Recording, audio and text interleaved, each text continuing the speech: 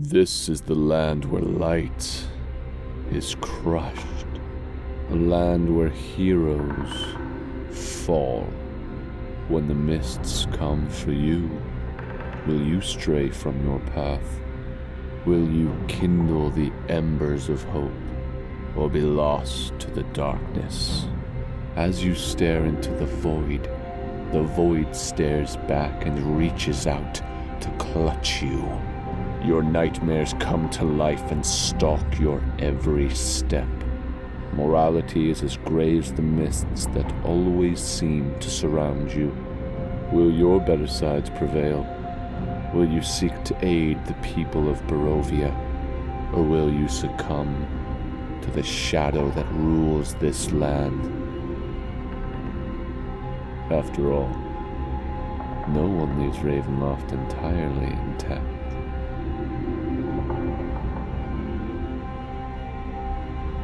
Hello everyone, and welcome to Character Player, where story is the real DM. We are artists by day and we're nerds by night, and tonight we are diving right back into our Ravenloft campaign. But before we do that, we have a couple of announcements, I believe, so Ricky, go ahead and take over. Yeah, it's brief announcements today, nothing too big. As always, we want to attribute our sound effects that we use here at Character Player, Syrinscape, SwordCoastSoundscapes, and obviously David Kaiser music are all the things, music and sounds that you guys hear are all attributed to that, and we love them and they are great. So if you need to use some D&D sound effects or need some music, check out those things because they're great resources for you. Also, please, if you love what we do on the show, or if you like all the content and stuff that we're putting out on our other platforms, you can follow us on all of our various social medias, Instagram, TikTok, and YouTube at Character Player, and on Twitter at Character Play. And that is actually all the announcements we have. Nothing too complicated today. All right. But we got we got cool stuff coming for you guys, so keep an eye out for that. We sure do. And one last thing, be sure to check out our latest Demystifying D&D with our very own Kat Wilson.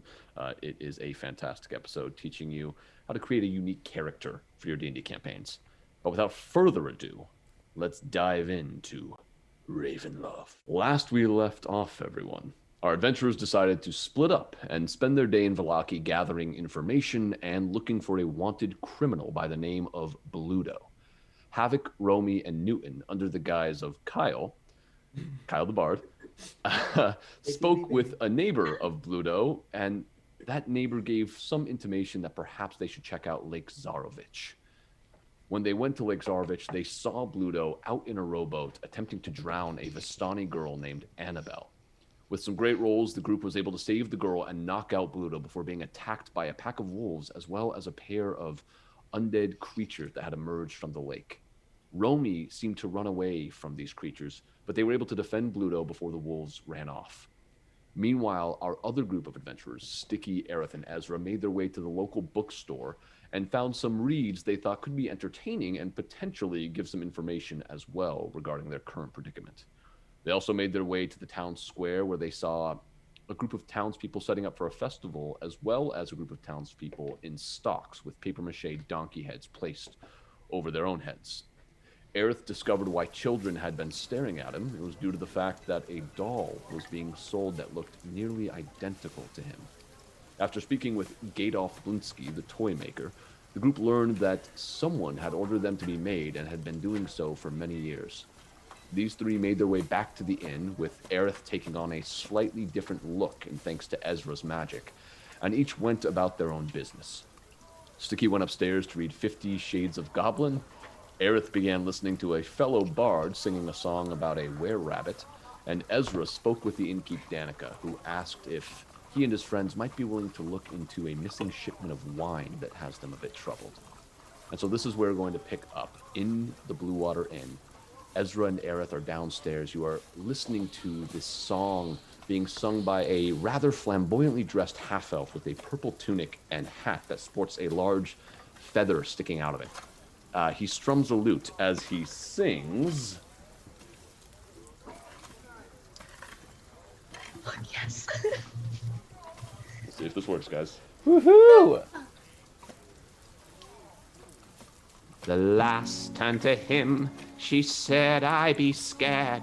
By the light of the moon, the boy turned to a hare. His ears would grow, his teeth would buck. She knew she couldn't dare give him a fancy, for he was a beast. Oh, so tragic. So goes the tale of the horrid were-rabbits. Brava! Brava! And he bows with a large flourish and receives a scattering of applause from the people all around. Thank you very much. Thank you. Thank you. The great Ricardo. What a pleasure it is for you all to meet me. And with that, he makes his way over to the bar. Aerith gets up from his seat and goes over to the bar and kind of keeping his head low and sort of hand on his face. He just sort of gestures to the barkeep. May I have some wine, please? Yeah, sorry, we're out of wine, so. Some ale? No ale. Aerith, can we talk? Give me a moment. And so I turned to Ezra. Yes. This lovely Danica here has actually asked us to help with a bit of a wine issue. Ah, It seems the shipment's gone missing. okay. All right. Well, what would it entail? What would we do? Well, she asked us to really just check it out, to see, go along the trade route and see what's happened, why it's taking so long. They don't know why it's taking this long. Then with the festival coming up, she's a little bit frazzled. Got it. So we're going to seek out where this wine is made, or somewhere along the route. Danica? Yes. Oh, and before we kind of go over, I kind of say to Ezra, it's Andrel, not Aerith. Andrel. Right. Yes. Thank you. Did you say Andrew? Andrel. Andrew. Yes. Thank you. Yes. Danica, is it? Yes. I don't think I've met you. Andrel Hammond. Andrew. Pleasure. Nice to meet you. Ezra was telling me that we're supposed to look into a bit of a wine problem as to why I wasn't able to get a drink this evening. Yeah, well, if you could. I didn't say you had to do it, but we haven't got a shipment for a bit from the Wizard of Wines, and we were just wondering if we might send some people out there to take a look. You guys look like you kind of handled yourself a little bit, so. Out there, and I'd ask you. I sort of rifle through to one of the books I just got and flip over to a page, and could you maybe point out to me on this here where the Wizard of Wines would be? Yeah, let me take a look at that. So she points to a direction to the west, a little bit south. If you follow the road, you can see kind of an opening. Let me pull out my map as well.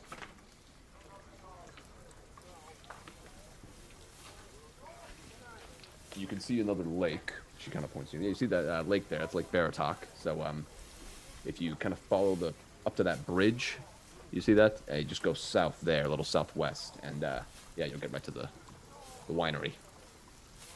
Oh, sort of near Castle Ravenloft. Is that right? No, the opposite direction. Oh, The yes. other west. Got it. Oh, okay. Near Kresk, is that right? Yeah, next to kind of close to Kresk. Yeah. Oh, it's pretty close to me.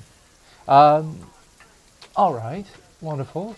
Well, it's an absolute crime for you not to have any wine at this lovely establishment. We will see to it.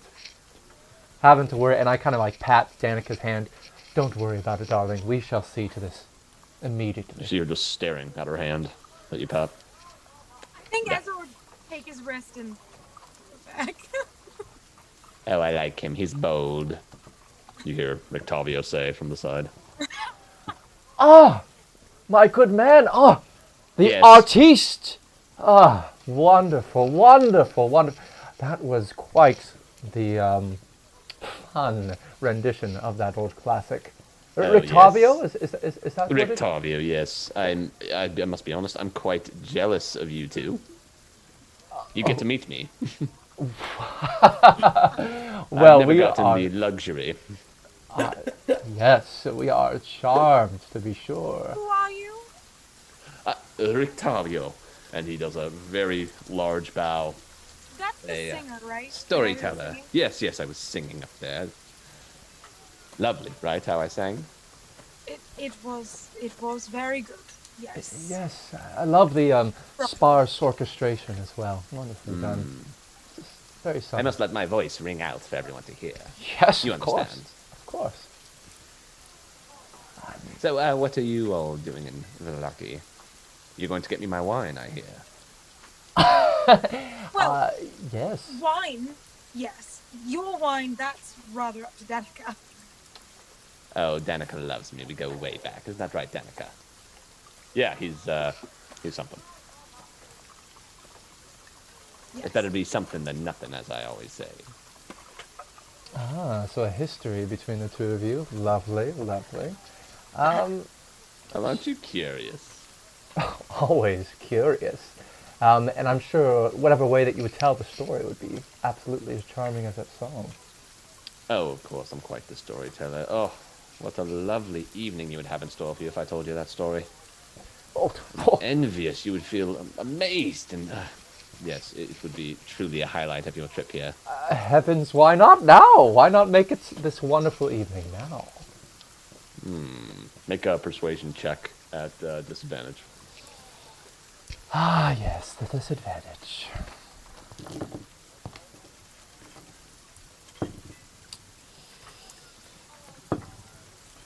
Oh, they're both horrible anyway. That's gonna be a 2 plus 6, so 8 persuasion. I don't know. Maybe once you bring my wine back and get me liquored up a bit, I will let my tails loose. Oh, such a tease. Such a tease. You have to keep them coming back, darling. Well, that's a pity, and I turn to Ezra. Well, I'm tired. I think I'm going to turn in and...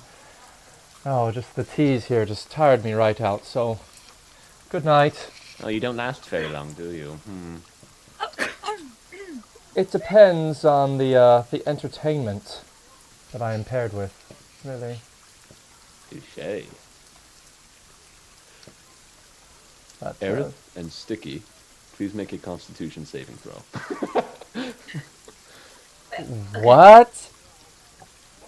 Constitution saving throw? That's right. 14. 14 that for you, Stiki. is Not you, Ezra. You're good. Okay, I was just making sure. 13. 13. Okay. Do I feel anything? Do I know anything? No? Okay.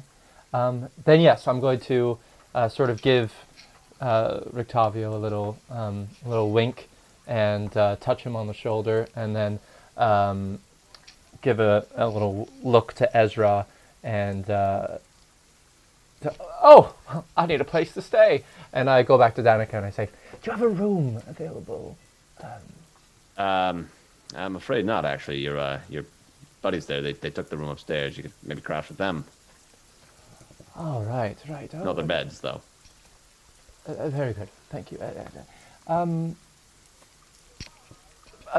Ezra, might I stay with you and your companions this evening? Oh, I would pay you, Yeah. of course, and be on my way in the morning. But I think Ezra.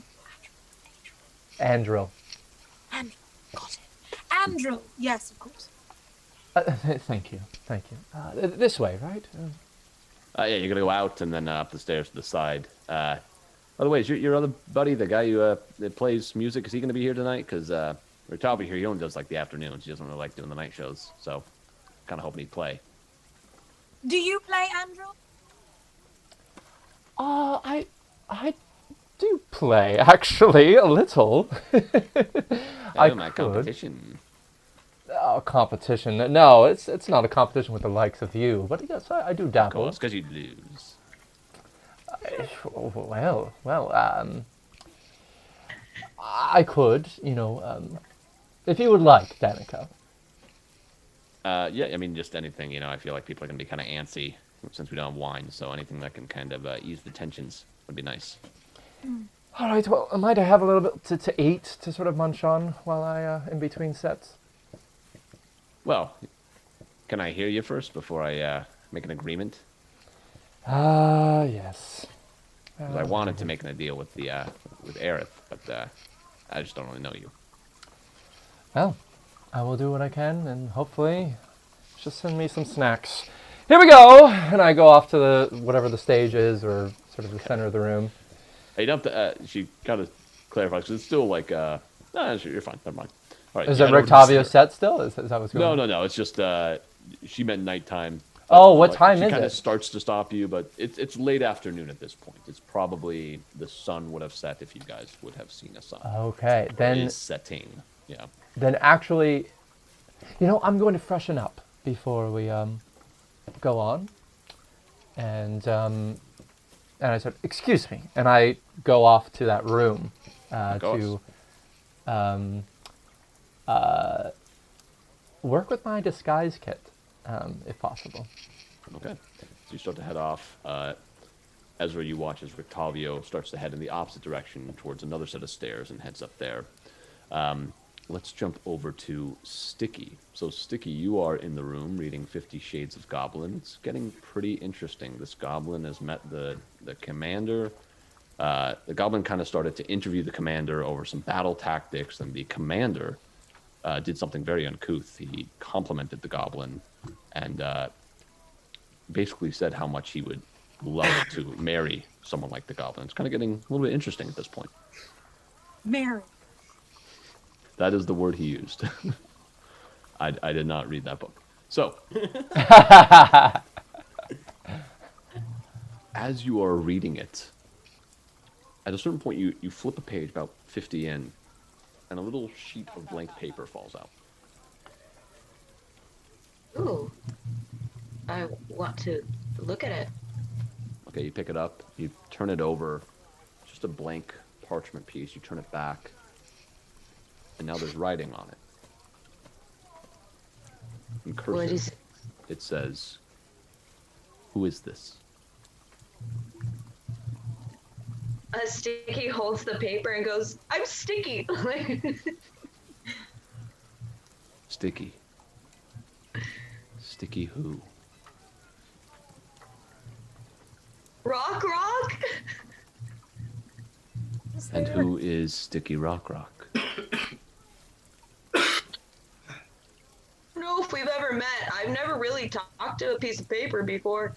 Parchment. Yes, this is new for me too. I think I'm someone who can help you. What? Okay. How? Well, I must be honest, perhaps we can help each other. Is the piece of paper talking to me? No, you're seeing it respond. Right? Yeah, it's Okay. writing in, yeah. Stiki's like yelling at this paper. Okay. How can you help me? Yeah. Yep, that's all he says. What do you need help with? I need to find my sister. Your sister. Tilly Rock. Do you know Tilly Rock? There's a moment. That name does sound familiar.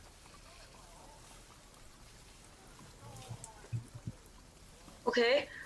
Maybe somebody said her name while they were inside the library. Maybe the person who knows where Tilly is was holding this book. Perhaps. Do you need something to maybe jog your memory? I think I do know this Tilly Rock. Okay. I know a lot of what goes on in these lands. Well, okay, you're a paper. I don't understand how you would know how anything is happening in any land.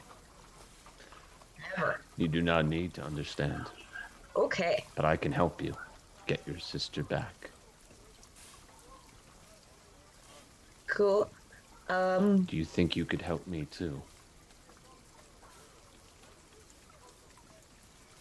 Yup. What do you need? Parchment, do you have a name? I would like to rid this land of Strahd Vallakovich.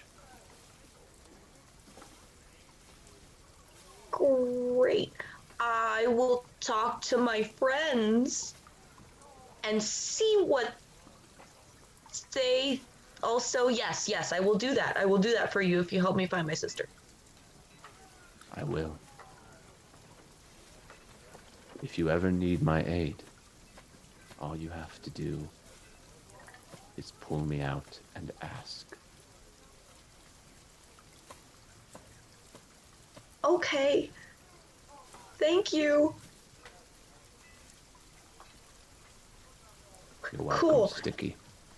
And that's the last of it. Yeah. Stiki puts the paper in his boot. Okay, and as you do that and kind of prop yourself back up, Andril walks in. What? Nothing. Who are you? It's Aerith. It's Aerith, remember? What? Ezra gave me this disguise so that I could... You don't remember? I wasn't there. Was I there? You entered. No, actually, I think you did head up while they were doing that. I think you just went right up. So yeah. Okay. A strange man walks into your room. Oh, okay. Well, then never mind. If I knew that she hadn't or he Yeah. hadn't seen me, then I would have said, "Hello, I'm a friend of Ezra's, and Oh. he said that it would be okay if I stayed with you. There weren't any other rooms available, so sorry to intrude." Oh, it's okay. It's okay. Any friend of Ezra's is a friend of mine. And I'm sorry. What is your name? I'm Stiki. What's your name? I'm Andril. Nice to meet you. Anvil? Andril Hammond. Yes. Andril Yes. Hammond. Oh, our friends are really gonna like you. What do you look like? I'm sorry. I have sort of more pale complexion, have blue eyes, blonde hair, sort of a red cloak on, and sort of walks with a little bit of a limp. Okay. Our friends are really gonna like you, I think. I don't. Yes. know you. Well, I don't know where they are. Did Ezra send you up here? Oh, no. I'm actually. I'm just going to be getting ready for a performance. So, don't mind me. I'm just sort of. Aerith, you're gonna like Aerith. Aerith is a performer. I'm a performer too. You know what? Yes. Where are they? I'm gonna go find them. Do you want to come with me? No. No, I don't. I'm just going to get ready here. So, don't mind me. I'm just going to be over here in the corner. Okay, that's fine. I don't know how I feel about leaving a perfect stranger alone in our room. No offense, like, at all. Oh my goodness. I don't want to, like... Stiki, come here. And I grab Stiki's arm and come down the stairs, and I look for Ezra, Come with me, Stiki. Come here. And it's Ezra in the common room. So Stiki, you hear Aerith's voice coming out of this man's mouth now. Why do you sound like? And I go out the door, and I'm like, Ezra, darling, would you please come up here, please now. I feel like if Ezra's at the bar, if you keep talking to me like that, people are going to think we're lovers, darling. And Stiki goes, oh. All right, with that, we're gonna jump over to the lake. We're gonna jump over to the lake. So, it is raining right now. You can still hear the rumbles of thunder in the air. Romy is about 50 feet away from you, just kind of holding herself, rocking back and forth.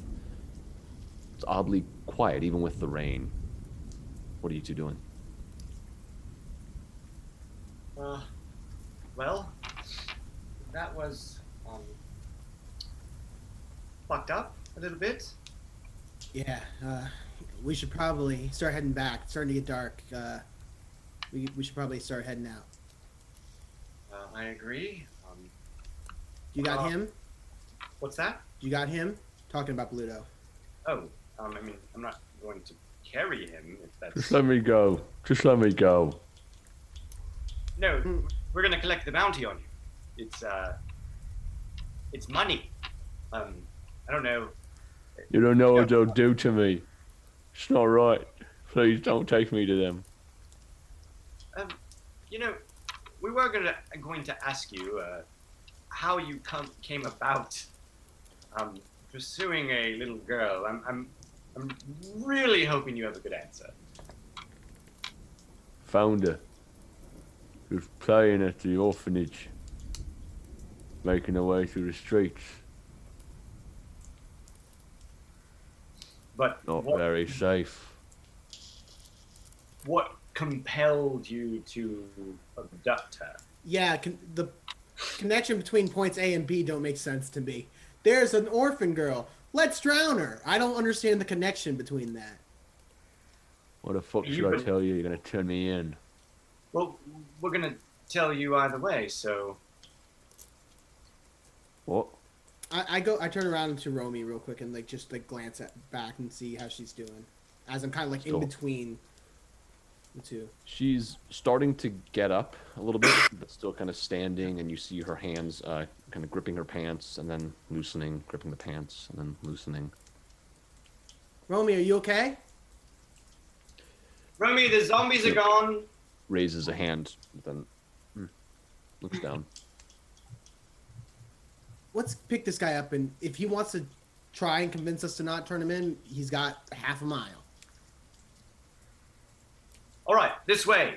Let's... Yeah, I'm gonna walk over and help lift him up and flank him with mutant and everything. As you turn back around, you do not see Romy. Romy? Romy! Suddenly bursting out of the trees nearby, you see a raven, blue-tipped feathers, begin to fly south. And as quickly as she was in our life, she was gone. Romy! What? Her stuff is still on the ground, her weapon. I'll go over and pick it up, and maybe she saw something. She knows where we're staying. She lives in this area, so I guess she'll come back when she's ready. She must have gotten a role in an Edgar Allan Poe poem. Edgar Allan Poe? I don't... Who? A famous poet from a different dimension. Oh, I don't... Okay, I don't read a lot. You have to... Maybe you can tell me some of his poems? Is that what they're poems? Newton takes 1 point of meta damage. How much meta HP does he have? Not much. Okay, it's good to know. I heal him meta HP. No, it's okay. I'm just gonna kind of strong arm Bluto. Do you want to try and convince us not to turn you in? Time's ticking, and I'm gonna start kind of shoving him forward. Make a persuasion or intimidation check, whichever you'd like. They're both bad. 3.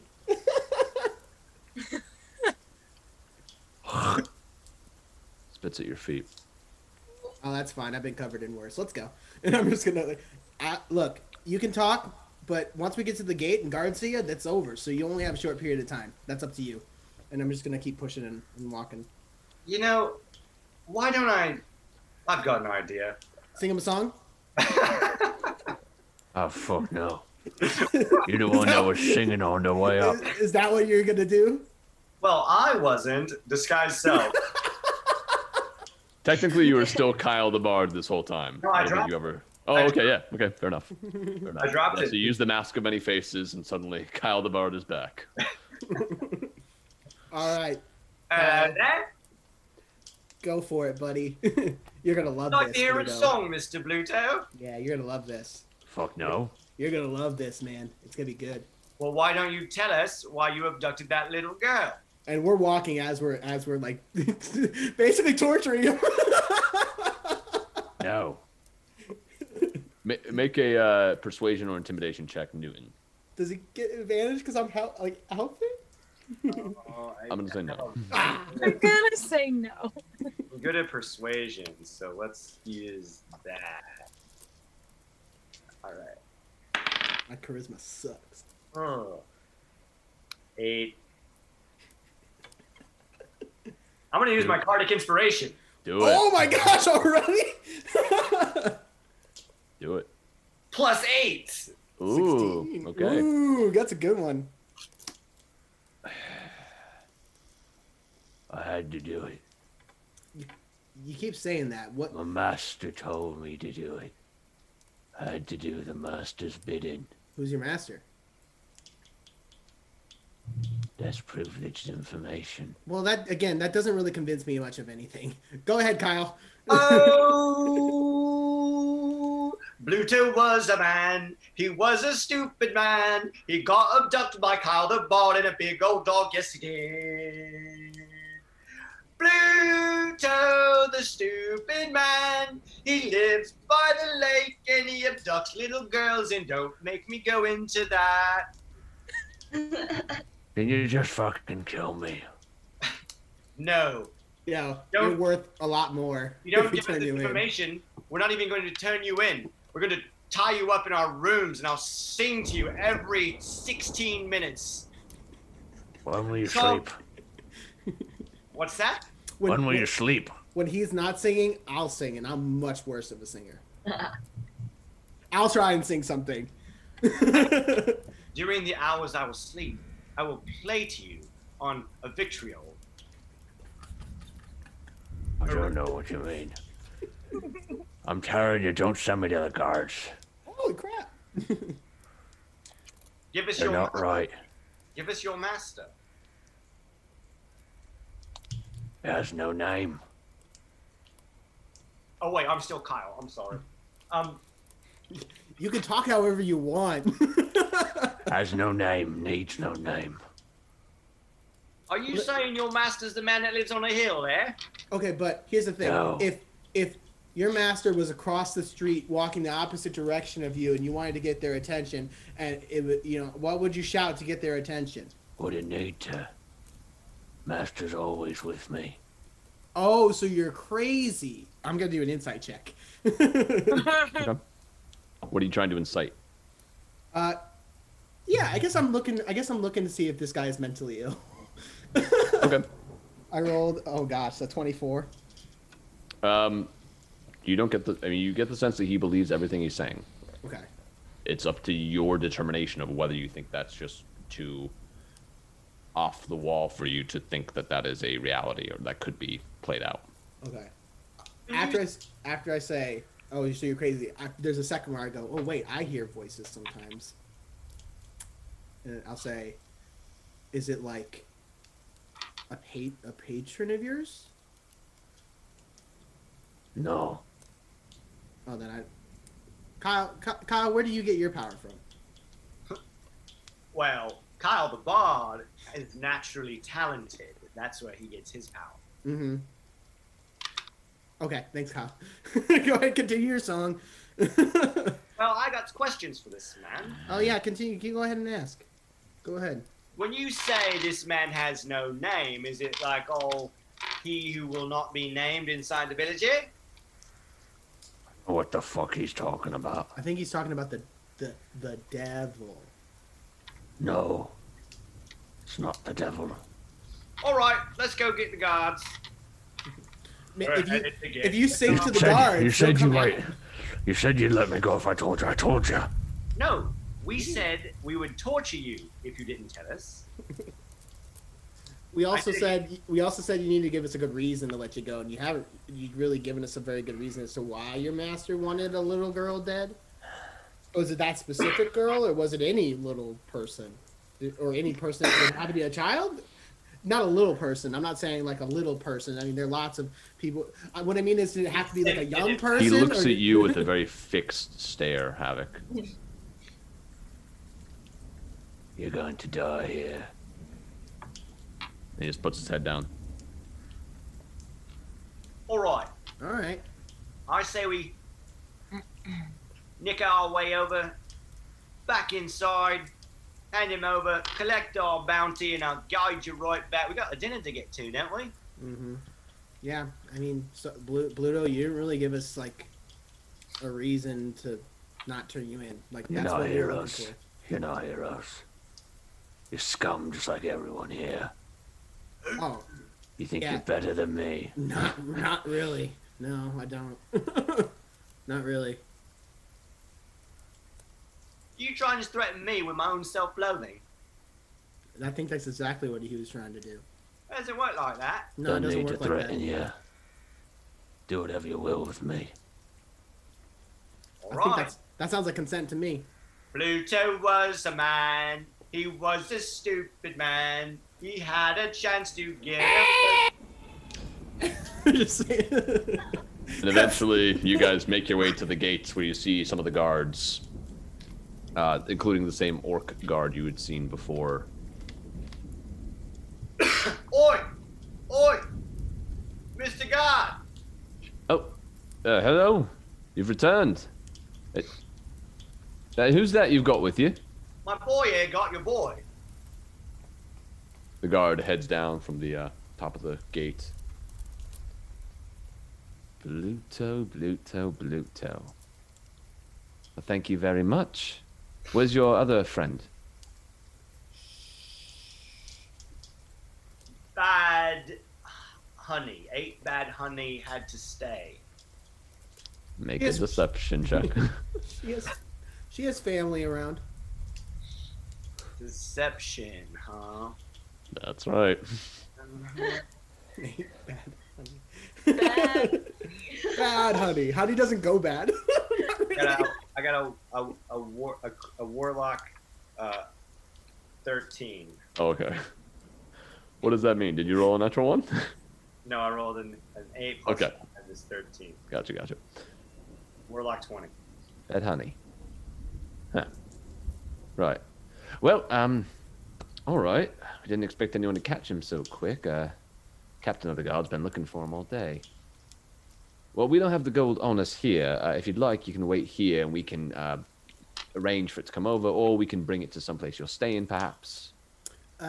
We have an event to get to. All right. How much Event. gold was it again? 500. Excellent. We're staying over at the Blue Water Inn.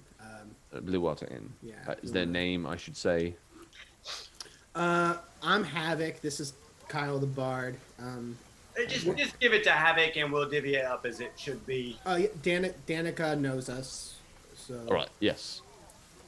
Well, I'll report this to the guard. You'll be going to the guard, the captain of the guard, that is Bluto. And thank you very much for your service. For Lucky, thanks you.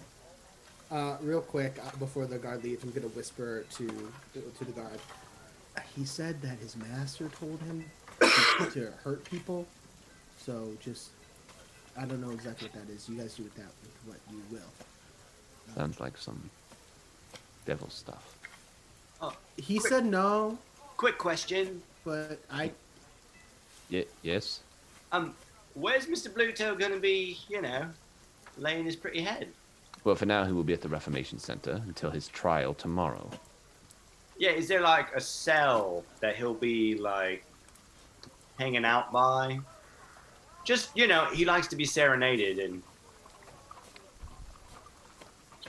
Why do you want to know? where he'll be staying. Why is what I said. Why do you want to know? In particular, he does not enjoy our singing, and we have not really grown to like him very much. So we thought maybe we would annoy him a little bit by singing to him maybe later. Well, your job is done here. Okay, that's We'll fair. take care of it for now. That's fair. Kyle, you'll have to treat somebody else to your beautiful singing. All right. Well, bye, Pluto. Get me the fuck out of here. And with that, you see some of the other guards come and take Bluto and start walking him south.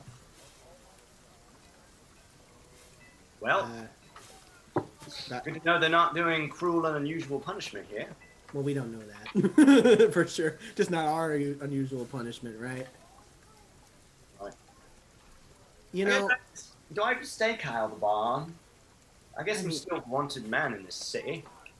it's up to you, Kyle, if you want to be Kyle, I guess. But like, we made a pretty good team, and we never. Okay, I guess. Oh God, this is so hard. What is this so hard? I'm sorry for pushing you and threatening you after the windmill, and that was a lot of my own shit coming up, and it wasn't fair. But I just know the power of numbers, and the more of us that are together, the stronger we are, and we could have used you in there, and that's all. I mean, like I said, it's my own shit kind of coming up there, but I like having you around. So, whatever form you're taking. Newton kind of like doesn't know how. He's kind of like processing the vulnerability. Like he's like a little taken aback by it. No, you're right. It was weird. I'll start walking away. This is like, happening while you're saying it, I think. Okay. And he's like he stays Kyle, but like his eyes kind of ripple, and you can see Newton's eyes, and he says, "Just thank you." And then Kyle's back! Yes, it's a party again. Let's get rid of that weird shit. Let's go back to our place of residence. For a short amount of time, you guys make it back to the Blue Water Inn, just as Andro has pulled Stiki to the stairway, calling down to Ezra, and... Wait, who's that person with Stiki? Ezra, we wouldn't want to make Rictavio jealous, so why don't we keep that on the down low? But come on up here, darling. Come up. Stiki, are you okay? Oh, look, it's a new friend. We have a new friend. I don't know where Ezra found him, but... Neither do I. And he'd push up off the bar and go over.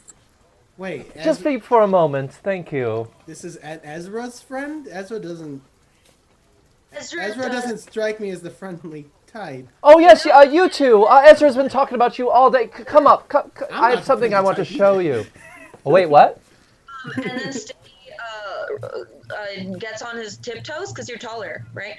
And he says to Havok, I think they're lovers. Shh. Oh, that's fine. Okay, cool. No problem. I have no. That's all cool. Whatever. Love is love, and whatever is in your heart is in your heart. That's nothing wrong with that. I agree. Yeah. Andrew, is that your name? At this point, you guys have all convened on the balcony overlooking the tap room. You guys are all up there together. Yes, Andros. Yes, come on in. Andrew, got it. Yes, please, everyone in the room. Who's this chap? It's Andrew. He's Ezra's lover. Oh, I wasn't. Well, makes sense. No, yeah, right. It's when you gotta get down, you gotta get down. Andrew, will you please tell them? Yes, so I shut the door and I'm like, guys, it's me, Aerith. Ezra put a spell on me, was so gracious to do that. And I'm not really Kyle the Bard. Yeah, so, It's you know, Mickey Newton. so yeah, so that's what's happening. Right now, supposedly there's some weird guy who's had dreams about me and has commissioned a doll maker to make dolls that look like me, and... I still have one of the dolls, right? I believe so, yeah. Which reminds That's the me, one pull out. Newton and Havok, please make a Constitution saving throw for me. You're making me anxious with these, DM. 11. Warlock 20. 13, baby. 13. Why do you call it that? Okay. Good to know. So that's what's going on. I don't know who this person is. I don't know what their intentions are, but I doubt it's good. So for the moment, I am now Andrew Hammond, Oh, Lord of okay. the South Downs. All right. So that is. I know how to find out. And then Stiki pulls the parchment out of his boot and yells at it. Who commissioned the Aerith-looking doll? All right. So Stiki. You guys see Stiki yell at a sheet of paper. Nothing happens. Hello? Sticky, it's... That's not how books work. No, I promise it was working earlier. I think Do you Ezra would like... when there were people around? Hello? Ezra would gently go to take the paper from his No. finger. Never mind. And he puts it back in his boot. But brother, actually, I do need your help. Needed to call you up here. 'Cause I imagine the spell isn't going to be lasting all that long. Is that right? No. So, I do have a disguise kit. So, I was wondering if you could help me. I have with- proficiency in that. I thought that you would. I'm quite good at those. Oh, that okay, gotcha. Yes, I had the feeling. So, if you wouldn't mind, I'm still sort of stuck between Aerith and Hammond, voice-wise. Making this look a little bit more permanent and not dependent on my magical abilities. Exactly. I don't want to. Sit. Very thankful. Yeah. So, as he sits down and pulls out, or you have your disguise kit, and I also have my own. I don't think I actually have a disguise kit. Okay. I'm just proficient in it. Got it. Well, I have mine, and so I'll sort of lay that out and be like, I do have a few pieces here that might make it easier, especially for tonight's performance. And I pull out a dark, like burgundy velvet mask, like half mask, that sort of has this black A little bit of hydrogen peroxide. filigree. Exactly, yeah. So, because it says in the disguise kit it has like hair dye, so we'll dye my hair blonde. And if Ezra, if you could please help me, like make it so I have a little bit more chiseled features, like Andrew had, and maybe a little bit paler complexion, some powder, and that sort of thing. And I pull out like a crumpled hat from one of my sacks and sort of try to iron it out and flip it up and put it sort of cocked to one Ezra side. would prestidigitation it. Okay. Okay. Go ahead and make either one of you roll d20 at advantage, or both of you make a roll, and add your proficiency bonus if you are proficient in this. I would say, brother, would you please? And I will inspire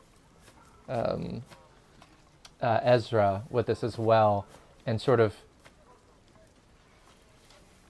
tell a story about Andril and about the person that he is, and how, yeah, you know, he was a man of great taste, delicate, but there was a hardness to him, and he always had a sort of a bit of a crooked smile, and yeah, and a bit of a receding hairline. So if we could just add a little bit of powder there at the crow's, What? You crow's want nest. to give yourself a receding hairline. I mean, just anything. We don't have much to work with as far as making me seem different. And that's the main thing. Is I just need to not look like. Well, I'm not doing that. So. Are you being serious? Or a receding hairline? Yes, you had one. Don't be. It looks No, good. I'm not. I'm not doing that. All right. Okay. Well, yeah. So I'll inspire Ezra. So you get a D8. D8. Nope. Not fifth level yet. D6. Well, yeah. While they're doing all that. Oh, by the way, we caught Bluto. We turned him in. We caught him good. Yep. Wrote a song about it. Yeah. And Romy flew away. Wait, I Romy don't know. just Bug it off. what? Yeah. She was acting. We ran into some weird shit, and it seemed to really mess with her a little bit, and she just left. She didn't even bring her axe, and I showed like her great axe. She didn't. Oh.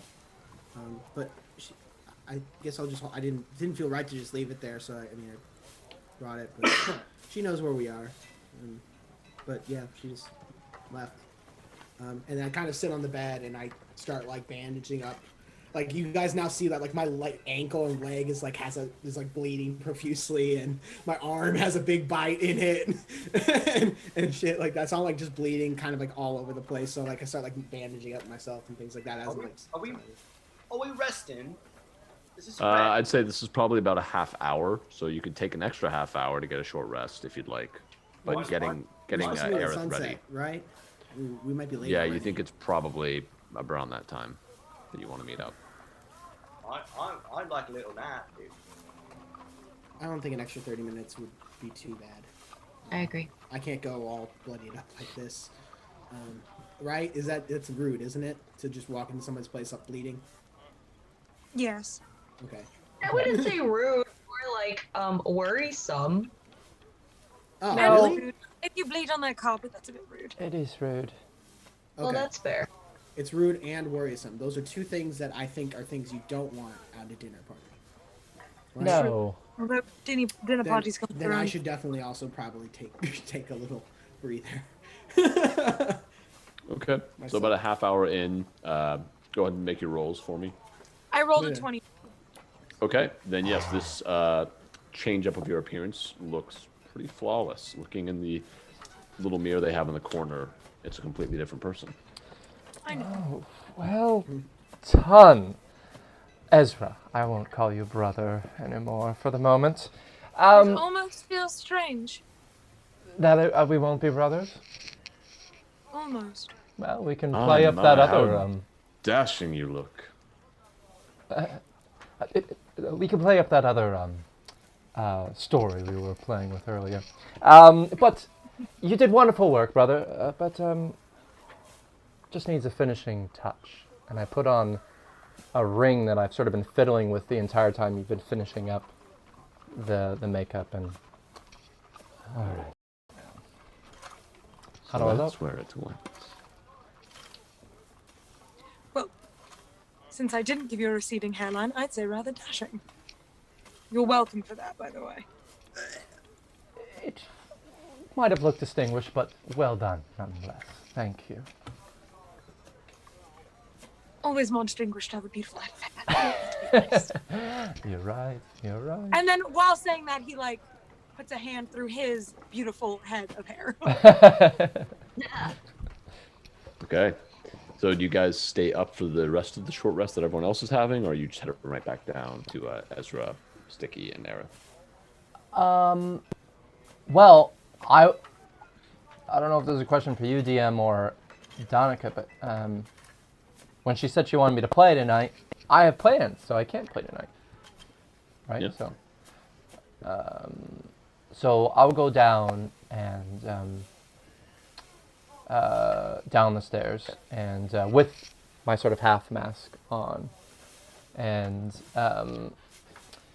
go down and go up to Danica. Danica, darling. As you head down there, you see that Rictavio is sitting back at the bar. He seems to be eating some dinner. There are a couple other people in there, but definitely less crowded than it was the night before.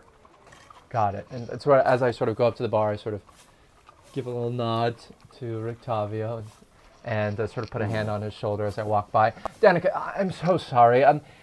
My new friends, they invited me to go over to the Martikov this evening, so I could play another evening. And it does seem like there's not quite too many people here. I do hope you understand. I think you meant to say the Vallakoviches, Oh, right? Vallakovich. Yeah. Okay. Because she's Martikov. Oh, you're going to the Burgomaster's place, huh? Yes, I'm quite excited to go. Yeah. Okay, no worries. Another evening, perhaps? Yeah. Maybe just, be careful. You're a She gem. kind of heads to the back. Thank you. Octavio turns to you. Come sit for a moment. Well, okay, and I'll sit down. Well, you do as you're told. I like that. Oh, well, I want to see what it is that you're offering.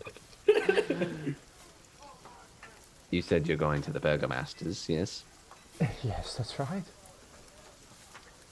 Just a friendly tip. You might want to be respectful while you're there. The Burgomaster has a nasty temper. And I'm guessing you know this from experience? I've been Vallaki for a while. I've seen things. All right. Any other wonderful tidbits or advice you'd like to give me about the Burgomaster, or otherwise? No, you can leave me now. Ta-ta. Ta-ta. Okay. And put another sort of hand on his back as I go by and go up the stairs. Okay. Ezra said, "What have I created?" I was sort of watching from the balcony. DM, done. DM, I rolled my 4 hit dice and they weren't good. So it just Oh, no. Gotcha. 8. I only got 8 on 4 d8s. Wow. It was bad. Yeah. 2 1s. It was rough. Are you going to roll any hit dice? I did. Okay. I got 4 extra. I only rolled 1, and I got 4 extra points. Okay. So you're back up to normal? Well, I have extra, so I'm at 35 right now. You Gotcha. can get up to 36 from next thing. Yeah. Should be good. At this point, Arena walks into the tavern. Looks Well, I around was gonna for a say moment. that. Yeah. Sorry, just that while they were doing their nap, Ezra would get ready for the party. So he'd put on his extra 5 pair of clothes. Gotcha. Whoa, you have extra clothes? Don't you? I only have the one pair. We'll come back to that. Sticking in the corner, whispering to the piece of paper. Okay. What are you saying? Hello, can you hear me? Right there. Yes, I can hear you. What? Oh, I thought I had to. Okay. Why ain't you come out when my friends were listening? I had questions. I don't know them. I don't know if I trust them yet. Oh, that's fair. I'm sorry. I didn't respect your boundaries. Got it. Okay, well, and then he starts going on a long rant about all his friends, naming them and how what personality traits. Towards the end of it, you just see, how long have you known them for? DM, has it been a few days? Has it been a week? What is? It's not even been a week yet. Oh. It's been 4 days. D&D time. Yeah. And you trust them. Yeah. I'm here to help Yeah, you, Stiki. I'm here to help you. Just, And I worry Just- that they don't care about helping you the way I do. oh, Have you mentioned your sister to them?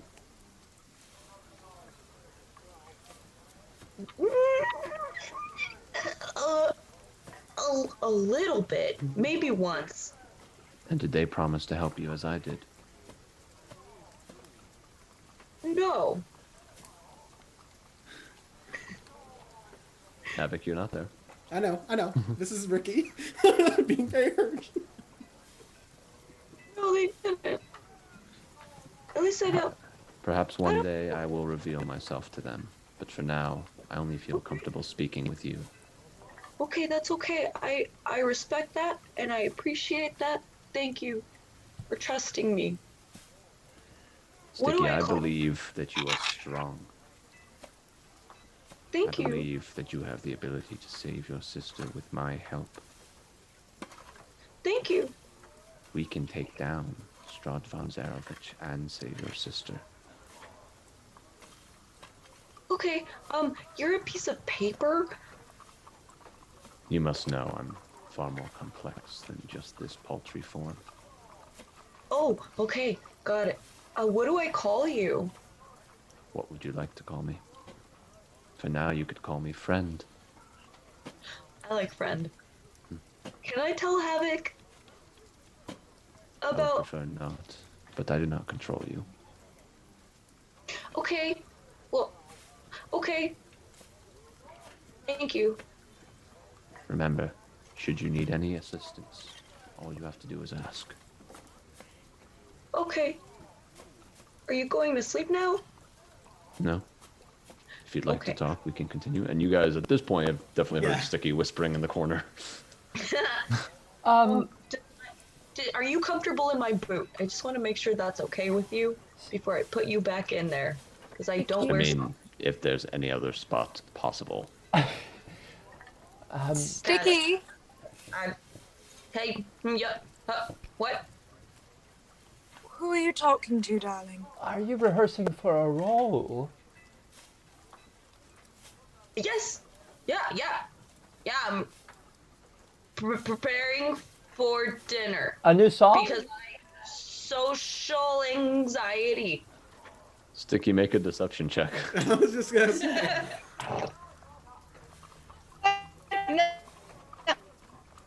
Oh, you rolled a 1. I'm quite good at lyrics, actually. I could help you with it. Here, let me see it. And I kind Are of you reach okay? for Are it. you okay? Yeah, it's I have to poop, and he runs. I've seen you poop. I don't know how many times. I don't know if that's canon. We swam and pooped together. But not It wasn't even seen, ours! not seen Stiki poop. That's a different, it's a much more intimate thing. Yeah. This doesn't call me by your name. Oh. I did not know that scene happened in the movie. All right. Spoiler. As Stiki runs out, Stiki, you nearly bump into Arena, who has made her way up the stairs. Oh, very sorry. That's all right. Are you all ready to go? Is this what you're going to wear? Yep. This is okay. Is this okay? Yes. Maybe not your armor. If you have maybe like a tunic or something. Yeah. I'm gonna go find out, and then he goes back in. Like, I forgot, so I don't have to poop that bad. I'm just gonna. Okay. And he's That gonna. Arena appears in the doorway as well. We were just heading to see you. I guess I beat you to the punch. Who is this lovely creature? Please introduce me. Make a charisma check. Oh no. Disadvantage. Me? Yeah. Just want to see how charismatic you come after her. Yeah, no. Just a straight charisma. Yeah. That's gonna be a 9.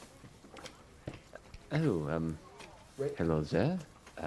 My name is Irina. Andrew Hammond. Nice to meet you. So give a little bow. And you? She kind of bows back. Ezra would. He'd go and he'd put like a very gentle hand on Arena's shoulder, looking at Androl. Be like, "There's only room for one flirt in this party, darling."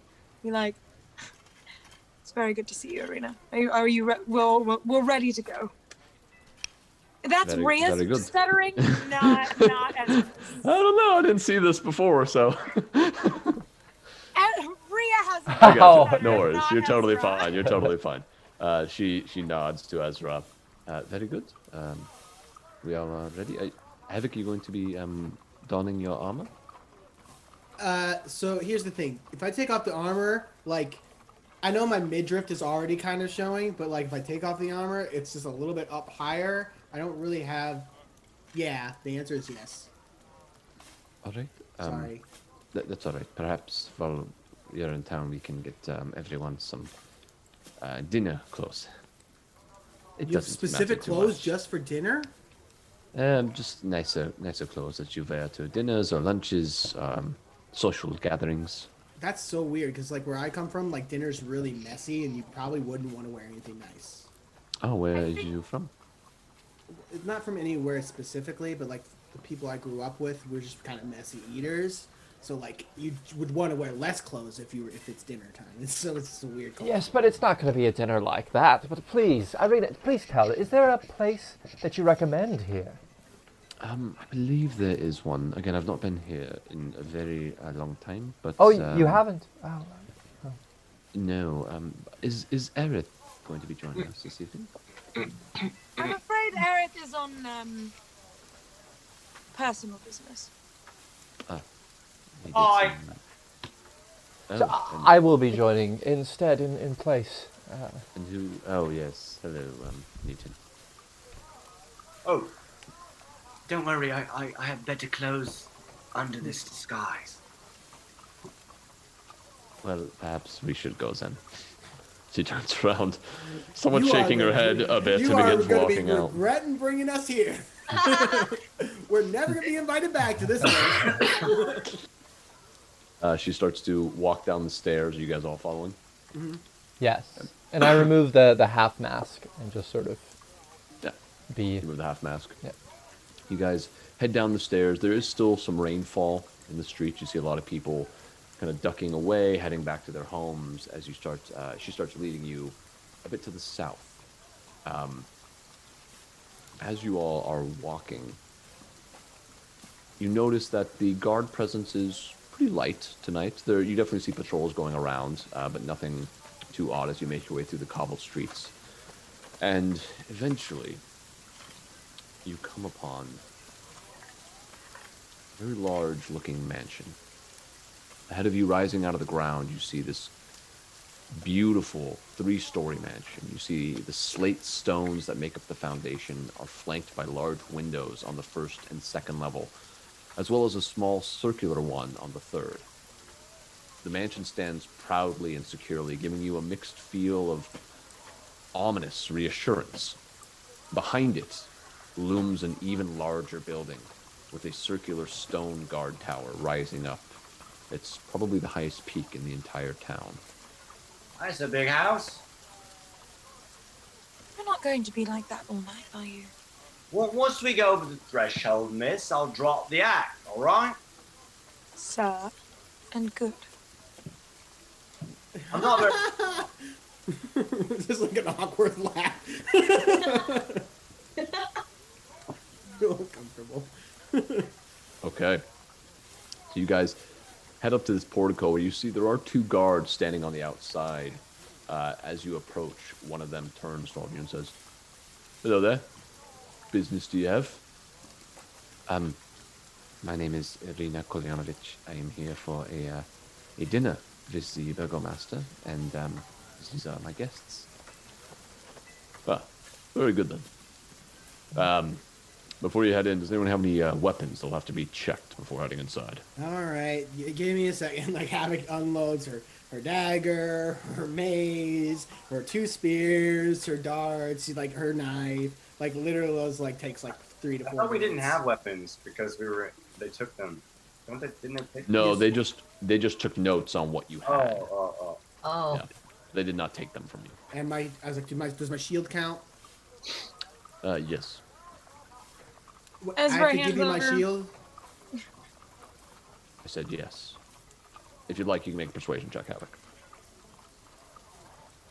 8. I said yes. Just like kind of like a gentle. Okay. I turn over everything except for my hair comb, my silver hair comb.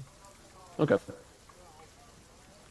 Yeah, Ezra gives over his crossbow, his 2 daggers, his short sword. I got no. Kyle DeBard has no weapons.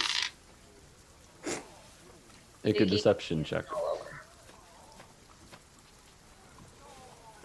22, baby. The Warlock's 20. All right. And you? Sorry, Stiki, what did you say? He gives his weapons over. Okay. Arena does. Actually, Arena left her weapons back at the church. Very good. If you would all head inside into the parlor, I believe, or the entrance hall, rather. Someone will be with you shortly. And he walks up and opens the doors. The other guard kind of starts taking your weapons and putting them in a chest nearby. As you head inside, you see there are framed portraits that adorn the walls of this grand foyer, which features a wide staircase with a sculpted railing. You see a long carpeted hall attached to the foyer stretches almost the length of the mansion, and you see several doors leading away from it, including one at the far end. Bundles of twigs are heaped against the walls. As you head inside, you watch as a woman comes out of one of the doorways. You see that she is starting to show signs of aging, but is not too old. She has a little bit of gray in her brown hair that's tied up into a bun, and she has a very narrow face with pursed lips as she approaches you. She's wearing a red dress with kind of a fur lining in the back of it. And she smiles at you and says, "Oh, hello. My name is Lydia Petrovna. It is very nice to make your acquaintance." Real quick, when they were in that moment where they were left alone, Ezra would have cast mage armor on himself, just to be careful. Okay. Make a sleight of hand check. Okay. Yahtzee. 19! I know. Yahtzee. Yeah, you time it just as the guard who's kind of looking at you all as he closes the door, just as his head turns, you cast it, and that's just as Lydia kind of exits the doorway. So you feel like no one saw it. My husband is not quite ready yet, so perhaps we can just make our way over to the den, and we can just get to know each other a bit. Follow me. All right. And she starts leading you down the hallway to a door, the first door on your right-hand side. As you head inside this room, you see padded chairs and couches line the walls of this cozy carpeted den.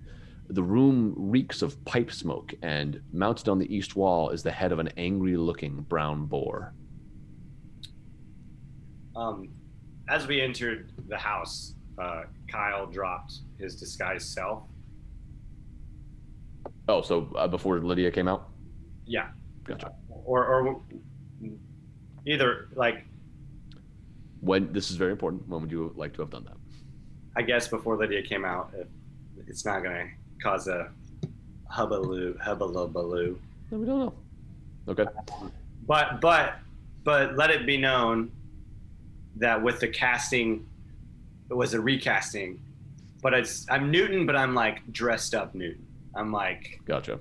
I've got my hair tied back with like a colonial style black bow, and I'm wearing a white frilly shirt. Like a pilgrim. Like a pilgrim. You guys see that Newton is looking pretty dapper as you turn and see him. Oh. But anyway, you guys head inside. As you do, Lydia rings a bell by the doorway, turns to you all and says, "Oh, please sit. Sit anywhere you would like." And as you all enter in, suddenly you see a servant come in behind. She says, "Yes, just a little bit of tea, I think, to start." So. Can I do a vibe check? A vibe check? Yeah, Vibe roll check. vibe. Roll insight. Vibe check. What are you trying to incite? Well, it doesn't matter because I crit failed. Does it seem like it's going to be a good party tonight? You know, like is it good vibes, Yeah. good music, Chill or vibe. She's does it like, who smell wants a nice?" bong? Oh, it's that kind of party. Am I overdressed? You know. I'm underdressed. Irina Kolyanovich, I've not seen you in ages. Yes, it is very good to see you. I'm afraid I barely even remember my last visit. I was so young. Oh, that is all right, darling. We're very glad to have you back in Vallaki. You know, Victor has been quite the intelligent boy lately. Perhaps you could have a conversation with him at some point while you're in town. Yes, a conversation could be nice. Oh, yes. Where are my manners? And the rest of you, what are your names? Hello, miss. I'm Newton Front. Oh, hello. Ezra, Bess, and he'd do the gentle take of her hand and kiss his own thumb as you're supposed to, not her actual hand. I'm Stiki, rock, and then he like shakes her hand with both hands. And you like. Oh. No. One hand. Look. One hand. Yeah, okay. Yes. Alright. There you are. Angel steps. Yeah, he Go ahead. back to Havok and he says, "Hey, I don't think she likes me." Havok's like very much like dog tail between the legs kind of like posture right now, like very uncomfortable being in like a very formal situation. Havok, did you cover your face, by the way? No. People told me I didn't have to, so. So this might be bad. Just asking.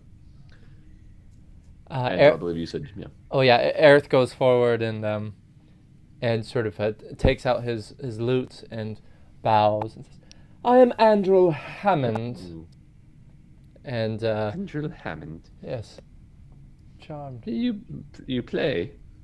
I do play whatever you would like me to play. Perhaps you can play something for us while we wait for my husband. And I go right to wherever there's a chair and sort of just, separate myself from the rest of the group and just begin tinkering. And I'll step forward, kind of head really low, kind of looking up at her, and I'll try and mirror what Ezra did. Okay. I'm like, Havok, and I'll go and I'll lick her hand.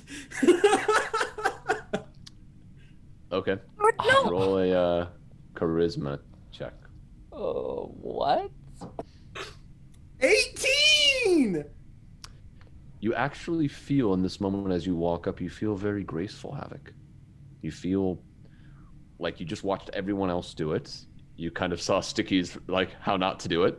So how to, how not to, very bold. Yeah, very you important. saw like, okay, these are the consistent things. I got this. And as you start to do it, suddenly you just trip over your feet. And you kind of smash into her for a moment. She's like, oh. No. What was your name? Havok, I'm very, very sorry. I'm It's not okay. very graceful. It's all right. Yeah, it's all right. It's a fitting name, is I it wore not? the wrong clothes for this. You did. Yes, you did. Doesn't have So any. sorry. Yes, please play. So how are you all enjoying our safe haven of Vallaki thus far? We're very intrigued by your festival that's being set up. Yes, the festival of the blazing sun. Hmm. All will be well. I haven't really. I know of it, of course, and I know that we're going to be attending, but I don't really know the origins of it. Oh, well, you'll have to ask my husband. He comes up with all of these festivals. He's such a creative man. A wonderful leader for this town. Oh, so it's a newer festival then, started by your husband. Yes. Ah. I'll be sure to ask him. Of course. And at this point, the tea has come in. The staff has gone around to each of you and offered you a cup of tea if you'd like to take some. Yes, thank you. And again, I try and mirror like Newton and how like he took it. Is there tea and sugar? There I mean, is. sorry, that was. Is there milk? Like, can I see it? Yeah. It's on there. On the Ezra. kind of platter. He'd make his little cup of tea. And you all are not from Barovia, are you? You look somewhat like outsiders. And she kind of glances towards you, Havok, as she says that, and then back to everyone. And I'm in the middle of like lapping the tea. That is not proper. No, just a. I kind of tried, and like my mouth shape is not like good for the sipping in that way, so it kind of dribbles a little bit. You're looking a bit frustrated in your direction. Until she turns back to everyone else. I'm frustrated. Ezra's Havok gonna have say an that? aneurysm. Sorry. No. This is my internal. Go ahead, Ezra. I just said Ezra's gonna have an aneurysm. Is all I said. No, lovely. So where are you all from?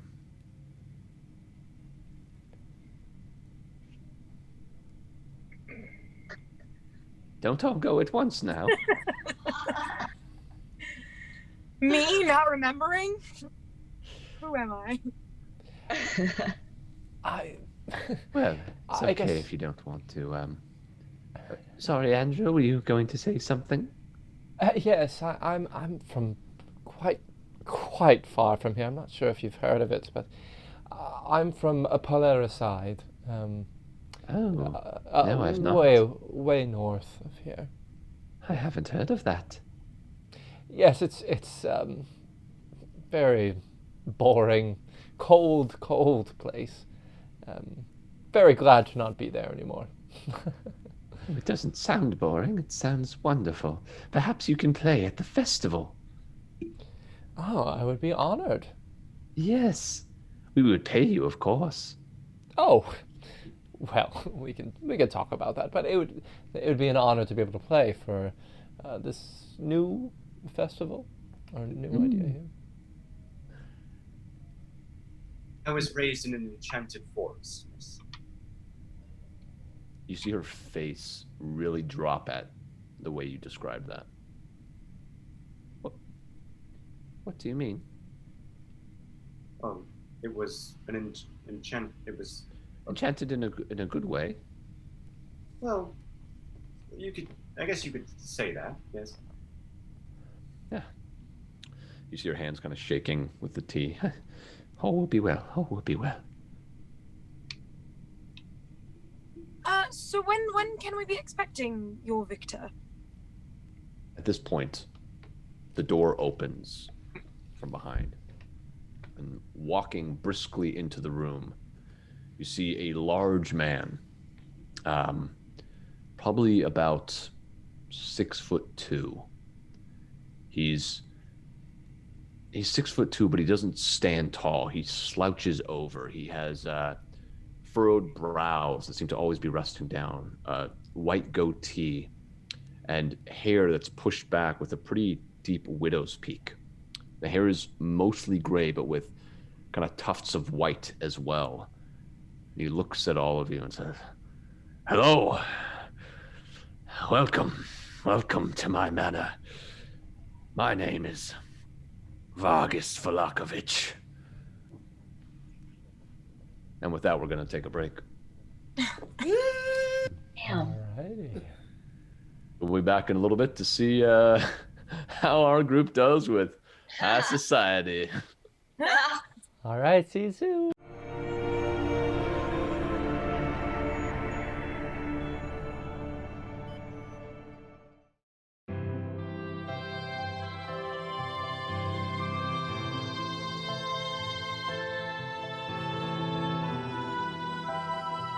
Oh, hello.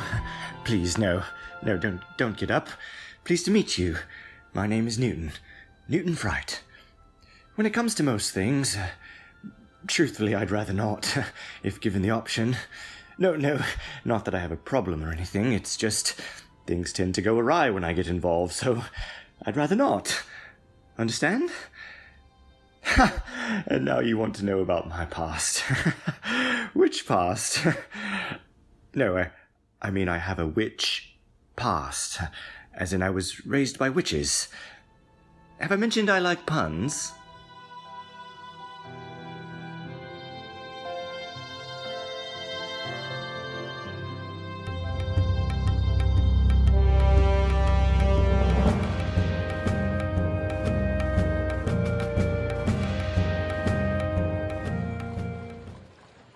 Yeah, I see you staring, and I know what you're thinking. Like I'm some savage beast. I guess there's some truth to that. I mean, I grew up like most nodes do, in a marauding pack raiding the weak to survive. And I was a handful. I mean, I caused so much trouble, the pack gave me the name Havok. And that was going to be my life. Until I found a new path, with the Guardian Light. I still feel all those primal urges the way I did before, but now there are these new desires. The desire to protect. So keep staring if you want. I just may have your back one day. And maybe you'll see me in a new light. A Guardian Light.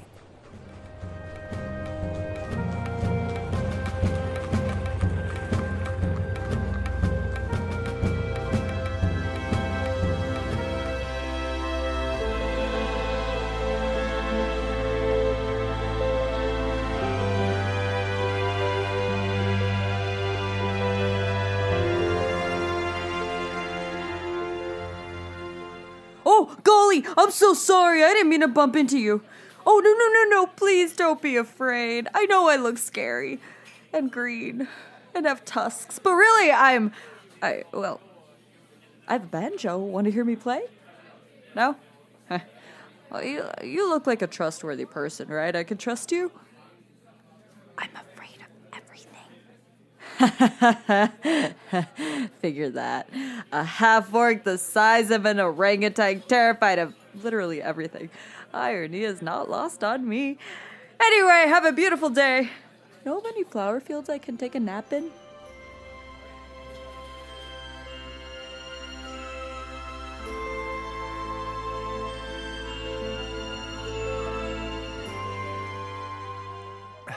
Thanks for the drink, stranger. Where'd I learn how to play like that? My muses rent their abilities for the night. Their price is undivided attention and rivers of ale. Where am I from? I'm from the echoes of Yukon with the broken voice, the wandering melodies of Jack's Polaricide, the breath between Herod McQueen's finishing note and thunderous applause. The pull at your belt from a too heavy money pouch. Mine's not tugging too hard at the moment, but please, ask me more personal, probing questions. Will I come to your party? Yes, I've heard of your carousing. Did I hear right that you woke up drunk with... Oh, it's happened before? Oh, I'm sure the priest didn't mind at all. But let me ask you this. Do you know the name Gaad? Never heard of him? Good. Well, I will come play for you and your rich friends. It would be your pleasure, I'm sure.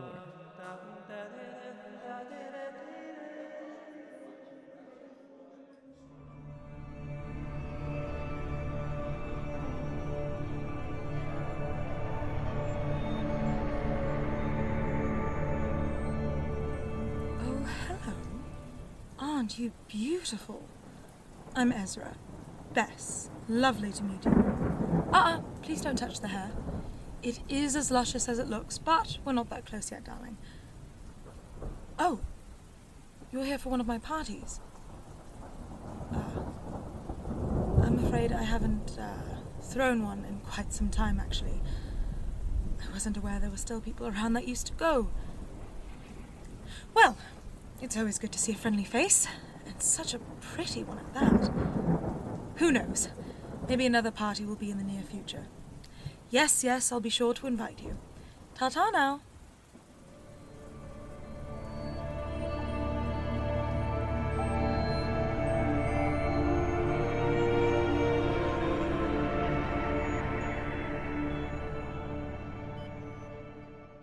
And welcome back. So, just before our break, the door to the den burst open, and a tall man who was a bit hunched over walked in. He said, "My name is Vargas Vallakovich," and he has this strange smile as he looks and nods to all of you. "Ah, Irina. Very good to see you."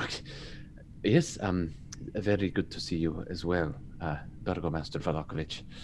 You may call me Vargas. All will be well. Well, I see my wife has been showing you a decent time, but perhaps now we shall head to the dining room, yes?" Can I see how Irina is feeling about them? Yeah, make an insight check. Vibe check. Vibe check.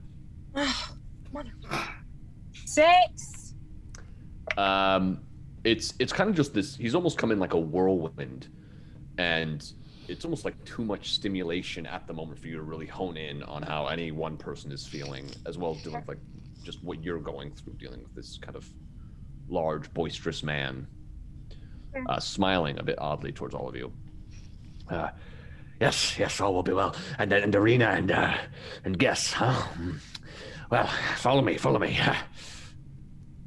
I'm gonna lean over to Newton and be like, he seems like he's really hungry. He's drooling everywhere.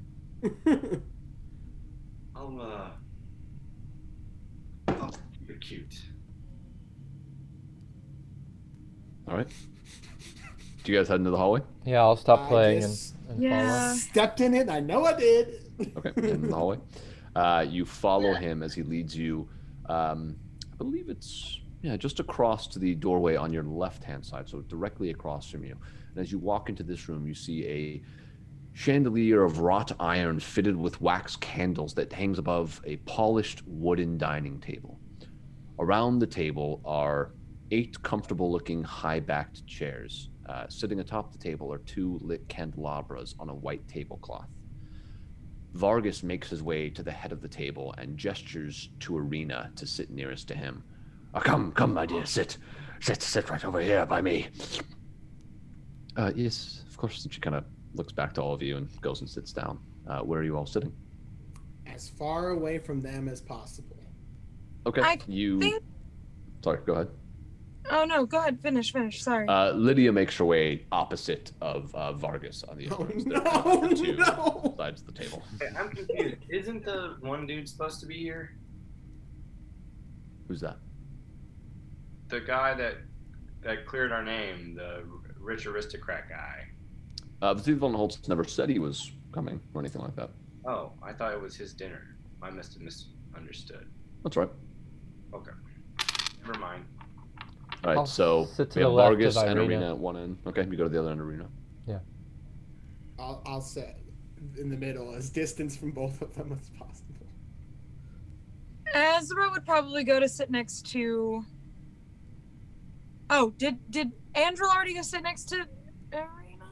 Yeah, Andrew's sitting next to Irina in the middle, and Havok is opposite of that middle seat. What seats are left? You have the other spot by Vargas, and then 2 spots by Lydia. He's gonna go sit by Lydia. Where to Lydia? I'll take the right hand of Vargas. Okay. Don't want to be in the splash zone, huh?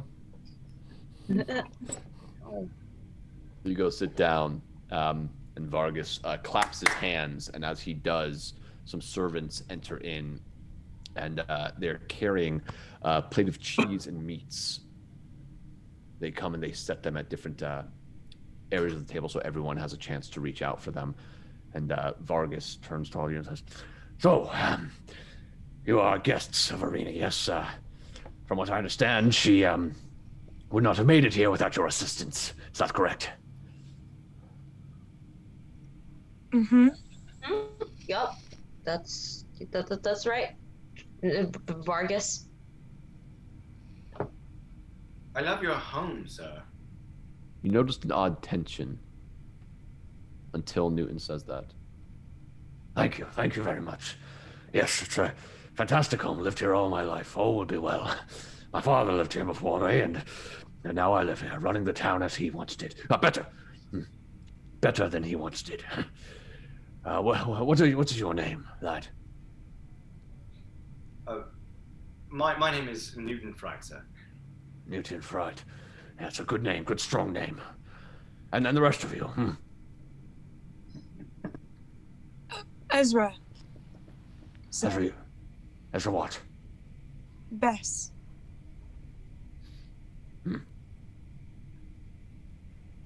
I'm Stiki. Rock, sir. Why is everyone acting so dour? This was supposed to be a dinner party. Come, it's laugh, have fun. Sticky Rock, that is a wonderful name. How do you keep the climate so humid in here? So humid, what do you mean? Oh, there seems a dampness in the air. I'm afraid I don't know what you're referencing. It's quite nice. It's almost tropical. You're a bit of a charmer. And what about you? He points over to you, Andrew. Aerith says, my stage name is Andrew Hammond, and so I normally go for that. But I'm Aerith to my friends. Aerith to your friends, so I suppose I shall call you Aerith then, because we are friends, aren't we? That's right, friends. You're a performer. Well, that's something. Lydia, did you know he was a performer? Yes, darling. He had mentioned it. He was playing something for us. Oh, wonderful, wonderful. Well, perhaps, if you'd be interested, you might be able to play at the Festival of the Blazing Sun. All will be well. Yes, your lovely wife had mentioned something about that. We can talk more about that. I'd be honored. We have a full dinner to do so. I was mentioning to your wife that I was very interested about learning about your Festival of the Blazing Sun. She said that you were the one that started it, yes? Hold on. You there. What's your name?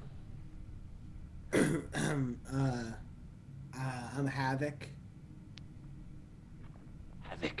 And again, like, posture is like really closed off and like more uncomfortable than you've ever seen her, and like very much not a strong posture whatsoever. That is an interesting name, Havok. It's not something you bring, I should hope.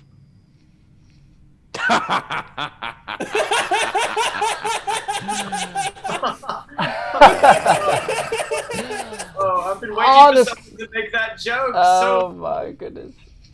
Honestly, my lord. Do I call you my lord? You can. My lord, honestly, she is the most well-behaved out of all of us. Well, that is very good to know. He's also the truest friend out of all of us. Truest friend, huh? Yeah, he's very trustworthy and honest and has excellent communication skills. Yes, and how did you receive that title of the truest friend, Havok? And like she like slinks in her chair a little bit. You know, like you be a good friend and you stay true and she's got a good heart. The best of us, really. That's what I like to hear. All will be well with a good heart. Yes, you were saying the festival. What was the question again? I apologize. As he takes like a big helping of the meat and cheese and. Just how it came about. Your wife mentioned that you started it. I was curious what gave you your inspiration. Right, I was the one that started all of our festivals to help ward off the devil. And has it worked? Yes, the Festival of the Blazing Sun. For the devil, of course, could not stand the sun, and so the Blazing Sun will be the thing that keeps him away yet again. Is it a metaphorical sun? Is it what? It's a brilliant idea. I agree. No, we hope to call the sun out with this festival. It's my most ambitious one yet, you see. We're going to, try some more ritualistic type things. Nothing dark, of course, nothing dark. But just sending our good energies up to the Morning Lord and hoping that he thanks us with some sunlight. Something no one's seen in these lands for years. Centuries, really. So the Morning Lord is your inspiration, is it not? Yes, for this one, yes. For this one? But not ones before it? Not always, no. You see, these festivals, we use them, right, to keep the devil at bay. For a happy people, the devil can't torment them, no. He's too frightened to come within these walls, because he knows what he will face if he does. He kind of bashes the table with a very enthusiastic fist. So you must know the father, right? You Yes. are looking, working, quite Havok, closely you make with that him. laugh, and his eyes dart to you. Something. That's just Something- my laugh. That's how I laugh. That's how you laugh, is it? Make a Yeah. deception check. No, that is how an hyena laughs. Make a persuasion check. Oh god, even worse. I've heard Havok laugh. But either way, 5. there's a thick tension in the room. Mm-hmm. What are your other festivals that you started here? Well, the last one we had was the Wolf's Head Jamboree. It was truly smashing. Everyone really loved it. There were a couple of ne'er-do-wells, but they've been taken care of. Everyone else truly loved it, and of course, it was well. It's very fortuitous that you brought Arena here, for she is now safe. As all of you are, you're very welcome to stay in Vallaki, where you will be safe from the devil and his hordes. Yeah, so the wolf heads. I saw down over where the festival sort of ritual be conducted. There were those with donkeys' heads. Is this Yes, those are some of our unfortunate citizens that decided to go against the rules of this land. And you've been successful at keeping the devil out for all this long time. Of course. But you said that this particular festival is a new sort of effort to combat the devil. Are you trying to kill the devil? If we could. But I'm not going to lead any people over to the castle. That's not my intention. My job as the Burgomaster is to keep him out of Vallaki, to provide a safe haven for the people in this valley. And that's what I do. All will be well, my son, all will be well. How do you manage to keep the devil out of Vallaki? As I said. The sun. No, The rituals. Newton. The festivals. The laws in this land, not speaking his name. Having these festivals to keep up the mood of the people of Vallaki, to keep them happy. To keep the darkness away from this area. Mm-hmm. Well, speaking of being happy, we have heard recently that there's been an issue with a wine delivery. Yes, we've heard the same. My friends and I, we're curious enough to help out, but we'd need a way to get there, you see. To get there? What are you asking? I prefer you speak plainly. Horses, if it's possible. Are we all friends? I think we are friends, yes. Ha! I help my friends as much as I can. That will be easy to arrange. You can have some horses, of course. I'll speak with the Martikals, ensure that you're able to get some. Much appreciated, thank you. Of course, one can never have too many friends in a position like mine, a position of power. How did you come to know Arena? Oh, she's part of the Kolyanovich family, another noble household in the valley of Barovia. From the village of Barovia, as of course I'm sure you're aware of, yes? Yes. Yep. I've not seen Arena for many, many years. You were very little last time I saw you. Isn't that right, dear? Yes, very little.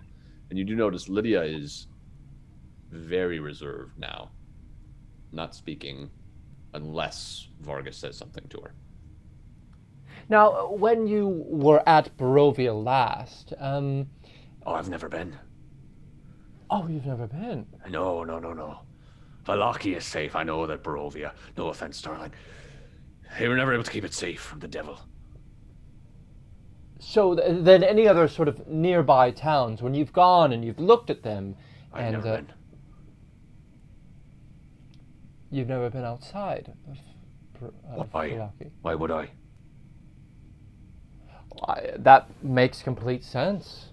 I imagine that the devil would not be happy with the good work you've been doing your entire life. When you're on an island surrounded by shark-infested waters, do you go out into the waters?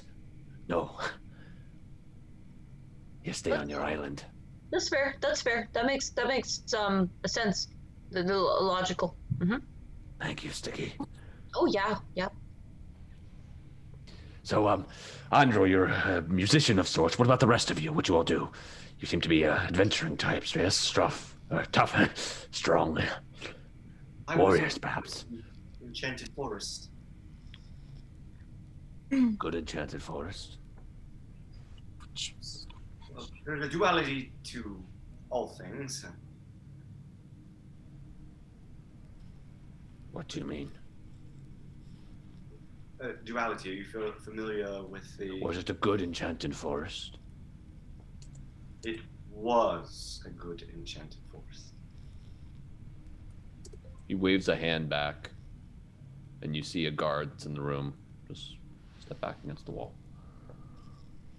And so what do you do from this enchanted forest? What's that? What do you do after coming from this enchanted forest? Oh, I heard our good friend here, Stiki Rock's music, and decided to become a groupie. Stiki, you also are a bard of some sort. Yeah. That is wonderful. Well, perhaps if Andrew already played for all of you, then Stiki, why don't you play us something? Yes, Stiki, please do. Oh, It's been so long. Now? Yes, it helps with the digestion. Oh, okay. Oh, I have the perfect song. Actually, because I can't think of anything else right now. Okay. Everybody poops and it's okay. Everybody poops and it's okay. Make a performance check. Stiki. Havok loosens up just a little bit with the Everybody Poop song because she loves it so much. It's so relatable. Okay, 18. Another moment of tension as Stiki kind of wraps up the song. No, I mean, before Stiki wraps it up, I sort of interrupt and say, Stiki, venue, be aware of your venue. Singing a song of shit, eh? Oh, that's funny. That is funny. You're a little comedian, a jester of sorts, yes? Me? Yes. Yes, I am. That is good. That is good. Sometimes, we could use a laugh at the festival as well. Perhaps you could put on a commedia show. Okay. Yeah. We'll pay you, of course. Do that. Uh-huh. Yep. That's good. Good. And, Ezra, what about yourself? I like the term socialite. Here, you do seem rather accustomed to a dinner such as this. I have been to a few before, yes. I'm not unfamiliar. And Havok. I don't really. I kind of just travel and look for stuff. Like what stuff? Looking for. Freelance. I was asking. Havok. Havok, what kind of stuff do you look for? Havok kind of seals herself a little bit as she's thinking about her patron and her mission and things like that, and kind of feels a little bit more confident. I am traveling to research a patron of mine and learn more about it. What patron might this be? I don't even know. It's new to me, and nobody seems to know much about it, and so I took it upon myself to go and learn more about it, to understand it better. Good patron. Yes? Yes, very good. That's good. That's good. That's good to hear, Havok. And like a little bit of like a sigh, like a relief, like. At this point, another servant enters and brings you all a plate, a meal consisting of well-prepared wolf meat, as well as potatoes and corn is brought out. You also see that a little bit of wine is brought out. Oh. Wolf meat? Yes, it is, I'm sure to be cooked to perfection. Dig in, everyone, dig in. Yes. But first, he raises his glass. Uh-huh. a toast A to new toast. friends. To new friends. New friends. Cheers. Ezra's gonna touch his lips to the liquid, but not swallow. Okay. And then fake swallow. Oh, this wine is paired perfectly with this wolf meat. Yes, Good yes, choice. this is a good combination. We don't have much of our wine storage left here, but once you all solve whatever's going on with the winery, I'm sure we'll be in your debt even more. I did hear about what you had done with Bluto today. Well done. That criminal deserves everything that's coming to him. Who? Bluto. Oh, perhaps, I don't think, from what I understood, it was only... Only Havok was there.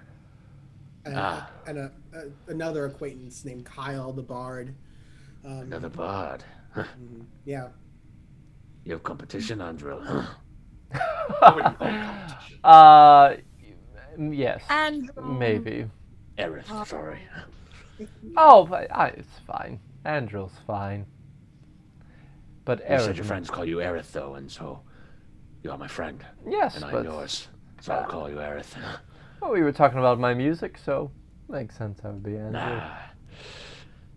And Rena, you seem to be of marrying age at this point in your life. Have you found anyone to settle down with? Well, I've been rather busy, of course. I've not been very seriously looking at the moment. Well, now that you're here, it's the perfect opportunity for you and my son to marry.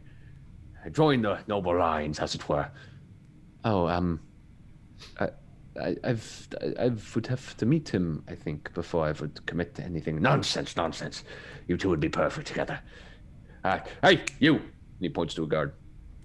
Get Victor. Bring him down. Should be here already.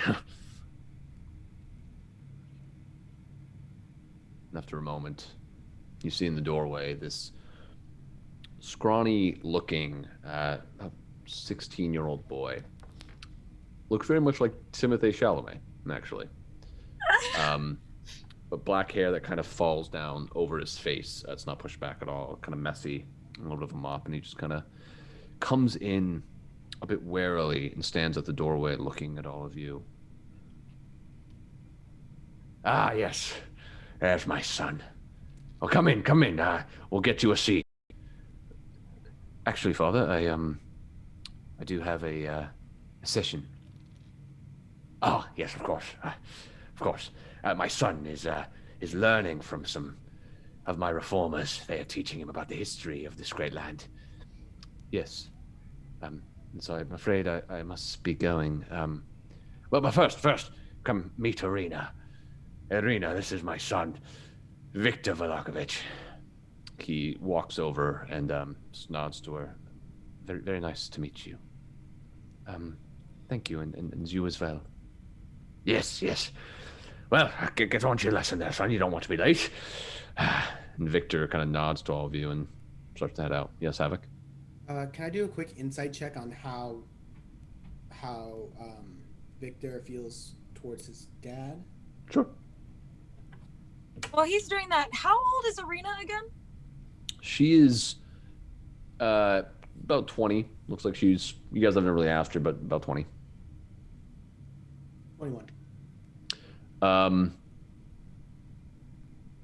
You get the sense that Victor is just a bit tense. Like there's something between him and his dad that he's not over, or that he's still holding on to, and you get the sense too that his father maybe doesn't notice that. Cool. And with that, Victor leaves. Yes. So, how are you all enjoying your meal? It's very delicious, is not? That's delicious. Thank you very much. I'm very glad you enjoy it. Haven't touched it. Haven't How touched well it. cooked is the meat? It's cooked medium well.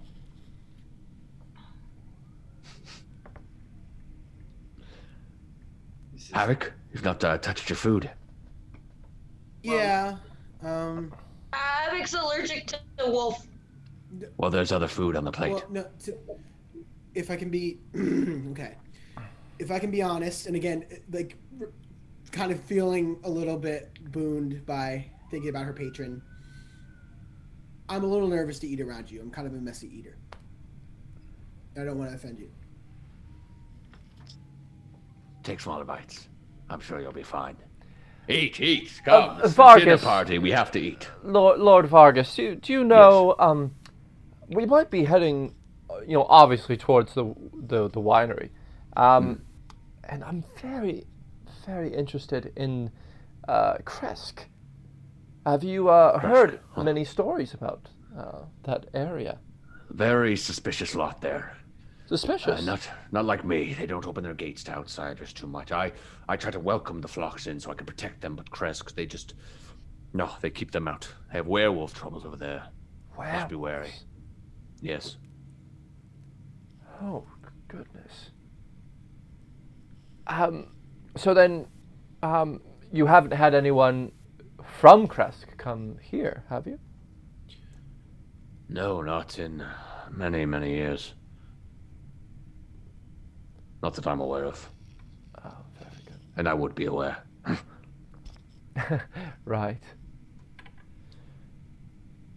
So at this, you guys continue eating for a little bit. He engages in some conversation unless there's... Yeah, go ahead.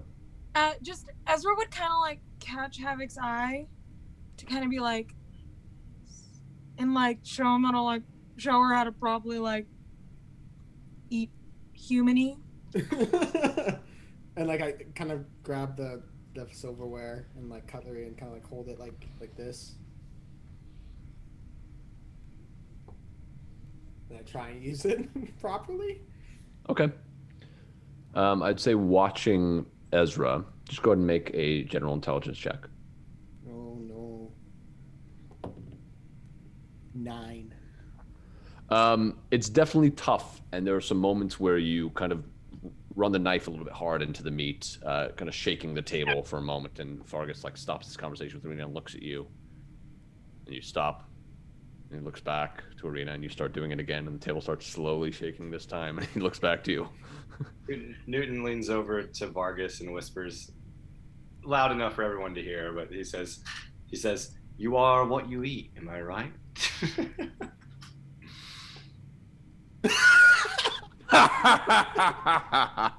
You've been picking up some comedy jokes from Stiki over there. Oh yes.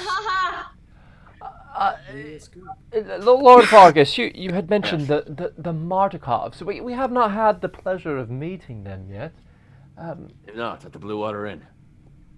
They're at the Blue Water. Yes, Danica and Erwin. She's a Martikov. Oh, I Yes. did not know that. Yes. It's their family that runs the winery. And for some reason, they don't know anything either, so... What does that tell you? You mentioned that they might be able to get us some horses. So are there other Martikovs in town besides Danica? Not to my knowledge. Oh, so we would speak to Danica about the horses. Yes, I'll send a guard over to clear everything up, and you'll be able to get your horses. We are friends, right? That's right, we are friends. Do you think we're close enough friends to share business tips? You seem to have done very well for yourself. I do all right. And I was just, what is the key to your success? The key to success is doing what you know needs to be done. even when others will tell you different. Not letting anyone hold you back from doing what's right, from doing what's necessary. That's all there is to it. That's really it. The secret to my success. And of course, being smart. Do you have someone that holds on to your money? Because I No. do, and I do not. I hold on to my money. You hold on to your money. That's right. So you don't endow it like a trust to someone else. No. Ask permission. No. He kind of looks over at Aerith and he's like, "Oh, okay." I am that trusted individual who carries his money for him. Just as a Well, you favor. better make sure you trust him. I'm this good point, at counting things. Waiters come back out and start taking away your plates. Refill anyone's glasses that want another glass of wine. Ah, yes, please, thank you. Yes. Sure. It's not like Well. we're going to get any later. Lord Vargas. What was that? So it's not like we're going to get any wine later. That's right. It's probably your only chance this evening. For a while, actually, yes. Yes. Thank you once again. It's very Of kind course, you. of course. To the 1%. Raises a glass. The best of them. The best of us. And to the festival of the Blazing Suns. The Festival of the Blazing Sun, that's right. The festival. The festival! The festival! The festival! With that, he nods to the two guards that are in the room, and they nod back and both exit out the doorway for a moment. So we are friends, yes. I'll be getting you horses to help you get to the winery. You'll be helping me with that little problem. And, well, I was wondering if I could ask a favor of you, friends. Ah, yes. Does this mean we're in your inner circle, as it were? I would say so. Very good. Well, certainly welcome to ours. You see, there is a thorn in my side, as it were. A woman in this town. One who has been against my rule since I came to power. I can't touch her, though. She's one of the noble families in Vallaki. She's been around for a very long time. The people would be, well, perhaps very upset if I took her away without proper cause. Which family is that? Her name is Fiona Wachter. And what is it that this Fiona has done to disrupt your good work? I believe that she is in league with the devil. In league with him? Yes. I believe she seeks to supplant me so that she can take over as ruler and make Vallaki's gates open wide for the devil's minions to come in and do as they please. Oh, you must have caught her or one of her own inner circle in a quite compromising position. What did There's you see? rumors. Rumors? There's rumors. I've heard from my guards. But she's slippery. Can't catch her. And that's why I need your help. You see, for a while there, Fiona and I, we were on decent terms. I had offered Victor to marry her daughter, Stella. Of course, then her daughter went mad. And I think Fiona blamed me for that somehow. But regardless, she's up to something. During the festival, the Wolf's Head Jamboree, she did not show up. Maybe she was food poisoned. Or Oh, something. she claimed that. Yeah, she claimed she was ill and she was unable to attend, but I don't buy it. I don't buy it. So, what are you looking for? Intel? Yes. Exactly. I'd like you to find evidence of No. her wrongdoing. Evidence or intel? There's a I difference. suppose both. I suppose both, then. But what if there's no evidence? You seem getting a little bit frustrated at what you're saying, Newton. We get your drift. We can look into this. So she's within the town limits, is that right? Yes. Yes, her manor is north, before you get to the northern gate towards Lake Zarovich. Does she know that she has incurred your, I don't know, disappointment? Of that, I'm not sure. But I think she knows what she was doing. And she knows how I'd react. So, I'd wager yes. And to Havok. be... Oh. I would like to roll an insight check about the Stella thing. Okay. About the daughter. Yeah. That seems strange to me. Yeah, roll insight check.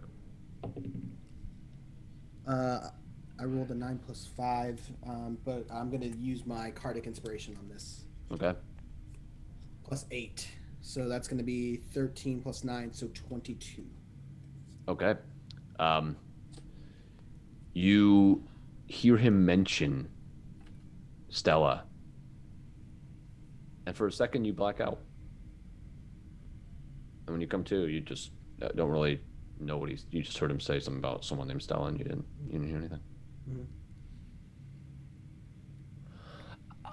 So this Fiona Wachter, I'm guessing since her daughter was in the running to be wedded to your marvelous son. Yes. I'm guessing that they are quite well off and respected in the town. Is that right? Yes, she's one of the nobles in this town. Very well respected family, the Wachters. The Wachters have been around Vallakovich just as long as the Vallakoviches. So maybe they might want some entertainment. Yes. Perhaps a bard and a comedian. Yes, and perhaps. They're traveling groupies. That's right. But perhaps you know another family who might refer us to the Wachters. Another noble I like the way that you think. family standing. So it doesn't have to be connected to you in any way. Yes, I like how you think. I'll look into it. Very good. While we find your wine. Yes. Is there a right. problem? No, I was saying you'll look into it while we find two Yes. things at once. Two Of battles. course, of Where course. do you keep the wine? That's right. Very Secrets. good. Well, I look forward to getting to know this lovely town and Lovely. the people in it. Lovely. All will be well. All will be well, when do you think you'll be heading out towards the winery? Quite immediately, if I'm not right. Isn't that right? As soon as possible, preferably very early in the morning, so Probably we shouldn't tomorrow. stay out very long. I was going to say, if you'd like, Blutov's trial will be tomorrow morning at sunrise, and I don't believe we'll need witnesses, but if you'd like to attend, you'd be more than welcome to at the Reformation Center. You'd be my guests. Why is it Well, called a Reformation perhaps not. Center? And he kind of looks to you, Andrew. What was that? What did he say? He said you'll be my guests, but then he said, or perhaps not, and kind of looked to you regarding the plan. I don't want Fiona to... Yes. Well, it's a Reformation Center because that's where we take ne'er-do-wells and we redeem them. Into corpses? What? Well, presumably that's where they die, yes? What does redeem mean to you? Correcting wrongs that you've done? Right. We help them see the error of their ways. We make them fit for society again. And then we release them. Once their reformation is done. Seems perfectly normal to me. But you said Bluto's trial. Right, that will determine what stage of reformation is necessary for him. Some makes- people just need the stocks. Some people need a little extra help. Will Fiona be one of those who needs extra help? I suppose that depends on what you find for me. Of course. Now, I believe I'm a little confused. We did mention that, mention to Danica Martikov that we were coming here this evening. Is that going to be a problem? I'll have a guard talk with Danica, make sure she understands. And the Martikovs, they're good people, is that right? Yes, of course. Okay, very good. Just learning about the town. Yes. Very good. Well, does anyone else have any questions for our esteemed host here?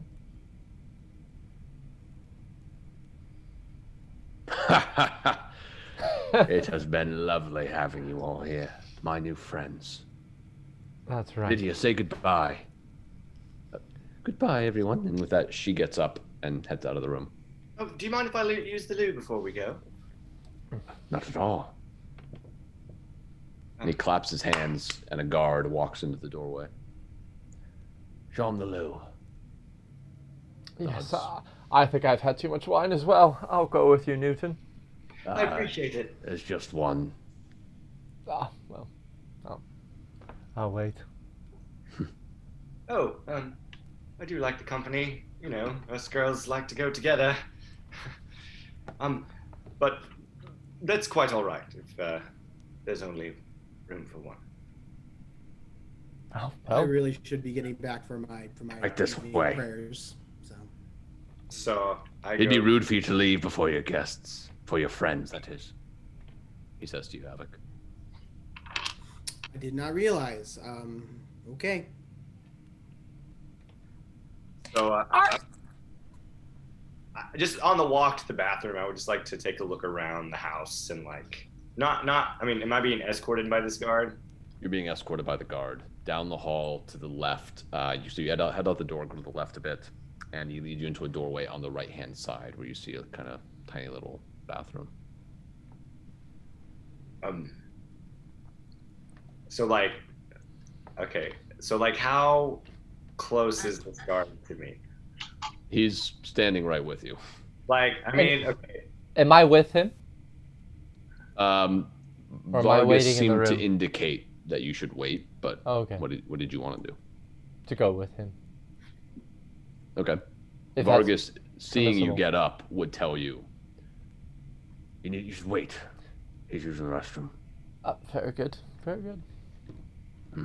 So I'm by myself with this ogre guard. So you're with this human guard who walked you down. You also see the other guard who's standing outside the door as well in the hallway.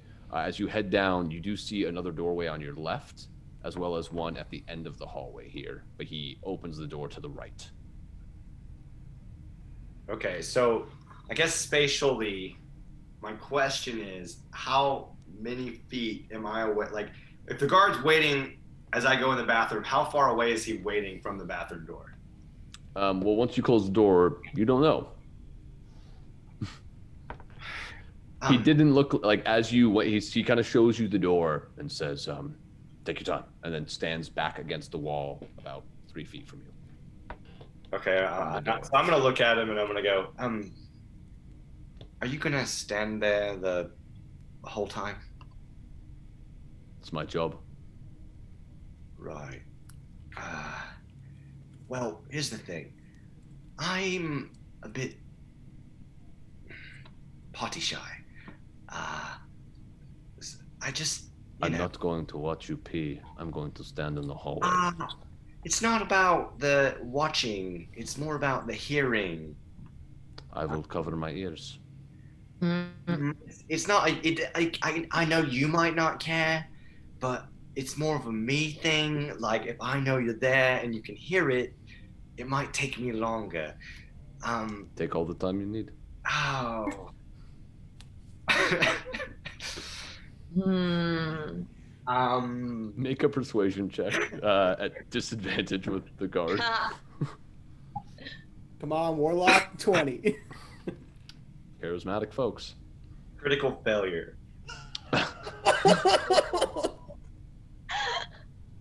If you'd like, you can sing while you pee. All right. Well, I don't have to pee. Then sing while you shit. All right. Would you like to use the restroom, or should I take you back? I will use the restroom. Very good. Newton goes in the bathroom, and he's gonna look around. He's gonna do an insight check in this restroom. I think you mean like an investigation. Investigation check. No, I want to know the inner. The bathroom. The bathroom I seems wanna know what the flirtatious. bathroom feels like. The bathroom seems a bit flirty. Yeah, go ahead and roll an investigation check. Oh man, spoiled my plans, DM. You tried to convince this guard who's paid to make sure no one, No. sneaks around the mansion. Fate foiled your plans. I got a 16. Okay, looking around the bathroom, you don't find much. You do see there's a little window here. There doesn't seem to be anything really of note. It's a pretty plain... it's a nice bathroom, but there's nothing really out of the ordinary.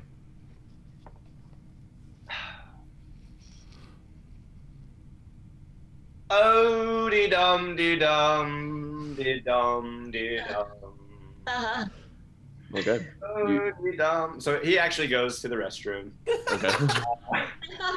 Roll for a restroom check. No, I'm just kidding. That's a Roll 6. for dexterity. It's a good one. I missed. And he accepts the circumstances. How big's the window? It's big enough for a person to get through. Oh man, that just seems like a long road to go down that way. Are you just gonna bail out the window? No, I was gonna turn invisible and sneak out of the bathroom if I could get him to move down the hallway, but all right, I leave the bathroom and I say, well, I hope you enjoyed it. Yes. He walks you back. Can I look around here, see if I can notice anything on the hallway? In the hallway, you just see, again, those same portraits. You see some tied up bundles of twigs and things for the festival. But again, nothing really out of the ordinary or something that catches your eye as particularly odd. Are we walking back in the room now? Yeah. Would anyone else like to try? I would. DM, I have a question for you. Yeah. Theoretically, if I cast Where this is going. Dissonant Whispers, it says that I whisper a discordant melody that only one creature of my choice can hear. And the components are verbal, which would be a whisper. Would your ruling be that the target would not know where the whisper is coming from, possibly? Or is it that they immediately know? Let me check. Dissonant Whispers. I imagine that when I've done this in combat before, I would have an inkling. Yeah. So that's my question about your ruling on that. And that would inform my next action. I would say it would know, since on a failed save, it has to move as far as its speed allows away from you. Okay. That tells me that it does have some inkling of what sent it. All So I would right. say, yeah, they probably would know, and you kind of get the sense that that is the case when you cast this spell. Very good. Then I will be a good boy this evening. Okay. You kind of get up and start to make your way out of the room with the guard. Yes, and I do Lead my you down. my business, and I come back. Yeah. Okay. You do notice this guard, same one that Newton had, says as you're walking the bathroom, "Can I trust you not to be weird?" Can you thrust me? Excuse me. What? Your friend was weird. Can I trust you not to be weird? if you're not weird to begin with, then we have a deal. Good. Door on your right. He Thank stays you. at the door to the dining. Oh, excuse me. Anyway, do my business. He's weird. You finish up? Yeah. Yeah, you do hear, he's weird.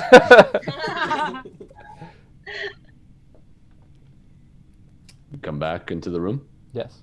All right. Well, I suppose this ends our dinner for the evening. Again, I'll have everything taken care of so that tomorrow morning you'll have the horses you need, and I hope to see you at the Reformation Center, but if not, good luck. Get us that wine back, huh? We will do our best, as friends do, for another Yes. friend. Of course. And, should you need anything, feel free to mention my name, particularly to the captain of the guard. He can be a bit angry at times, but if you tell him that you have my blessing. The captain of the guard, what is his name? Ezek Strozny. Ezek. In fact, he claps his hands, and at that, a servant comes in, holding a very nice, on a platter, like a very nice wooden case that he opens up. And he brings out these little gold medallions that have VV engraved inside of them. He says, hold on to these. If any of the guards give you trouble, you can present this to them. Very good, thank you. And just one last thing in regards to being able to get close to the esteemed Fiona Victor, Voctor. It would make it easier if you only used Andril as my stage name and not mention Andril. Aerith. I can move about more easily under this particular guise. Very good, very good. Appreciate it. Thank you very much. And I take the coin. Well, good evening to you all. And remember, all will be well. All will be well. Oh, very well. All will be well. Will be well. You watch as Ezra, as you all make your way out into the hallway. Right before you get out of the dining room, Ezra, he's still sitting there and he just says, Ezra! It's rather rude not to take your hat off during dinner. My hair's a proper mess today. Apologies. I don't mind, I do. but I don't. Well, alas, it is my hair. Why don't you give us a bow with a bit of a flourish? So, Ezra would he'd flip his hat down with his very dark black hair. And then as he came up, he'd swoop his hair back with his hat. So when he was up, his hat was on his head. okay, make a dexterity check. It is a low-lit room. Just a check, not like a saving throw. Just check, yeah. Well, 19 plus 4, so high. He just kind of claps.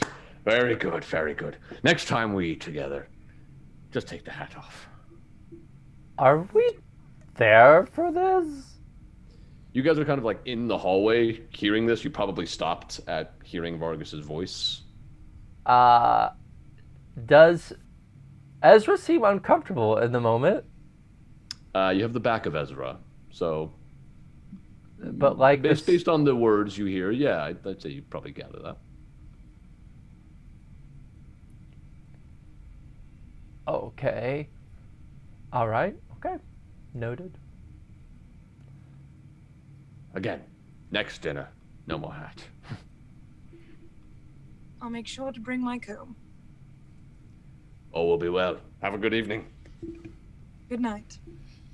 Right. As she walks out, Newton is like, As he walks out. or he walks out. As he walks out, Newton is like, I mean, it is improper. It is in Marietta's book of etiquette not to wear your hat. Hush, Newton. I'm gonna whisper to Newton. When we leave this house, you realize like you're not the same person that entered the house, right? Oh, when I cross the threshold, Havok. When I cross the threshold. Best of luck to you, buddy. Let's see how that works out. The guards begin to walk you back to the door. But they stop in the foyer, and they kind of let you out. You hear the one who walked with you, and just go, fucking weirdo, and she turns around. I guess disguise self. You have a quick second where you think, okay, I can do this. Back to Kyle. For some reason. And you guys head back out into the night. You see the same guards from before.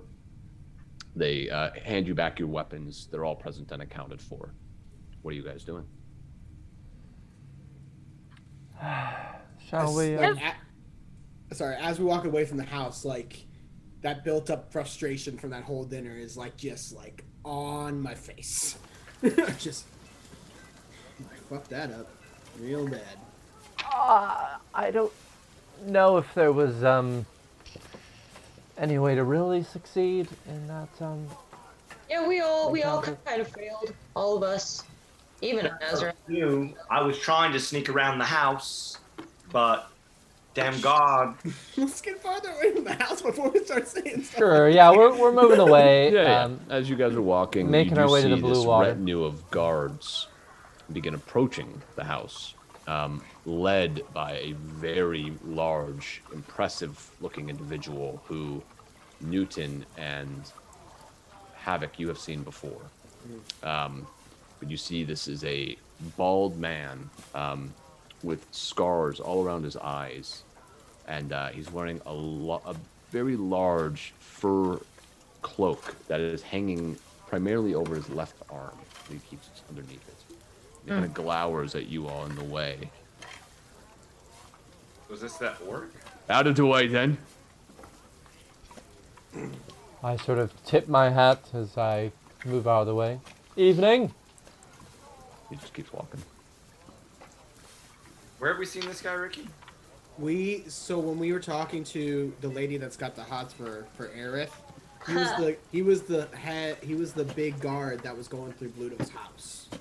Like really intimidating big dude. We assumed he's somebody important in the guards, but we don't know exactly. He's a big deal. I don't know about the rest of you, but I feel that I would like to get out of here as soon as possible. Sort of first thing in the morning, perhaps miss this execution or trial or whatever it is. Let's just go. What do you think? You are also getting execution vibe, right? That wasn't just me. I heard that as well. Maybe it was just in my mind, but No, I got it. Yeah, me too. You heard it too. Yeah. And you said trial, but I heard execution. He did use the word ritual also. Couple times. Oh, for sure. I don't trust. No, I think he has some deal with the devil to be able to get his protection. But I don't really care because I never want to see this place ever again if I can avoid it. So Yeah, I agree, but for some reason he's really interested in arena. Yes, also, I am here and I do want a safe haven. Are you saying this is probably not it? I mean, it's probably safe from the devil. Whatever means he's done it. He seems very effective in doing it. I'm just saying personally, I don't really want to be, for this reason and other reasons, I don't want to be around anymore. Well, which also means if there's some deal he has going on, then that woman that he wants tried, marrying the son, and then she went crazy. The correlation, it's a little confusing, you know what I mean? Correlation does Havok, not equal that's causation, news but to you. The crazy thing that you didn't hear that. The crazy with I which didn't? part? Havok, you did not hear this crazy thing that Stiki just meant. Oh.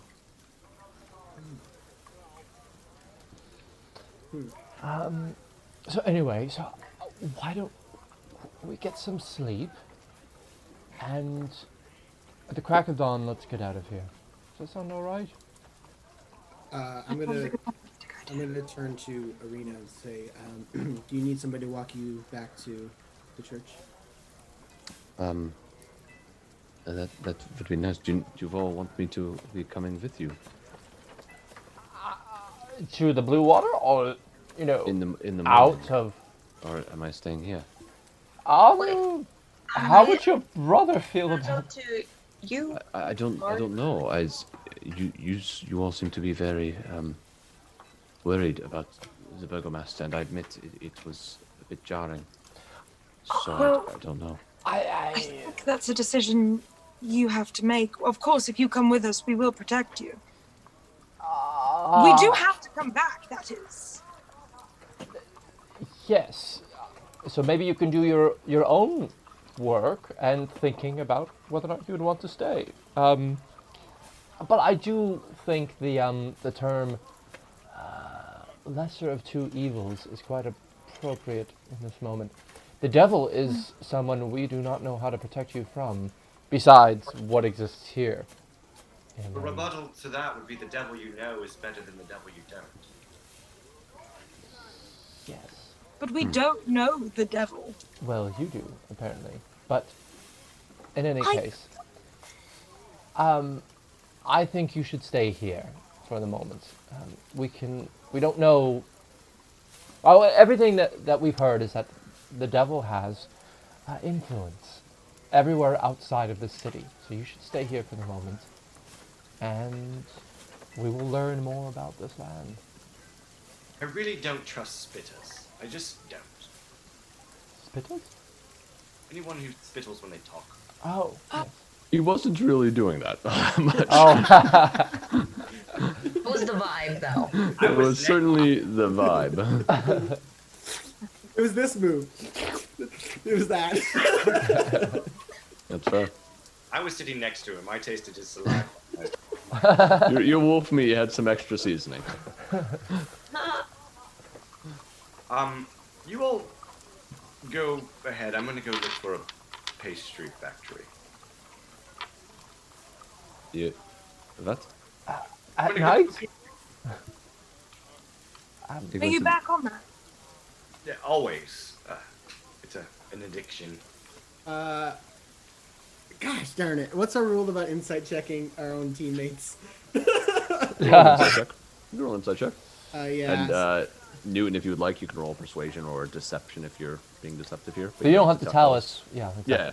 You don't It have to doesn't tell us. matter. I rolled a natural 1. Nope, doesn't really matter. I rolled a warlock 20. Cool. Oh, he really likes pastries, guys. I don't know about that, but Irina, in case it's not clear, I am Aerith. Yes. Okay, No, cool. I understand that. Got it. Just making sure that was clear. Newton, you can go to that one lady's house by Pluto's. She bakes, and she likes you. That's true. He really likes you. So, I mean, I don't know if that's a factory, but maybe she'll toss you some free muffins. Only if you can promise she gets to sleep with Aaron afterwards. Oh, excuse me? You don't know that. Oh, I forgot I wasn't there. What? I You don't know that. My bad. I take it back. Oh, okay. So no one says that? Nope. Yeah, I don't know. It's this, you three Okay. don't know it's the same woman, yeah. All right.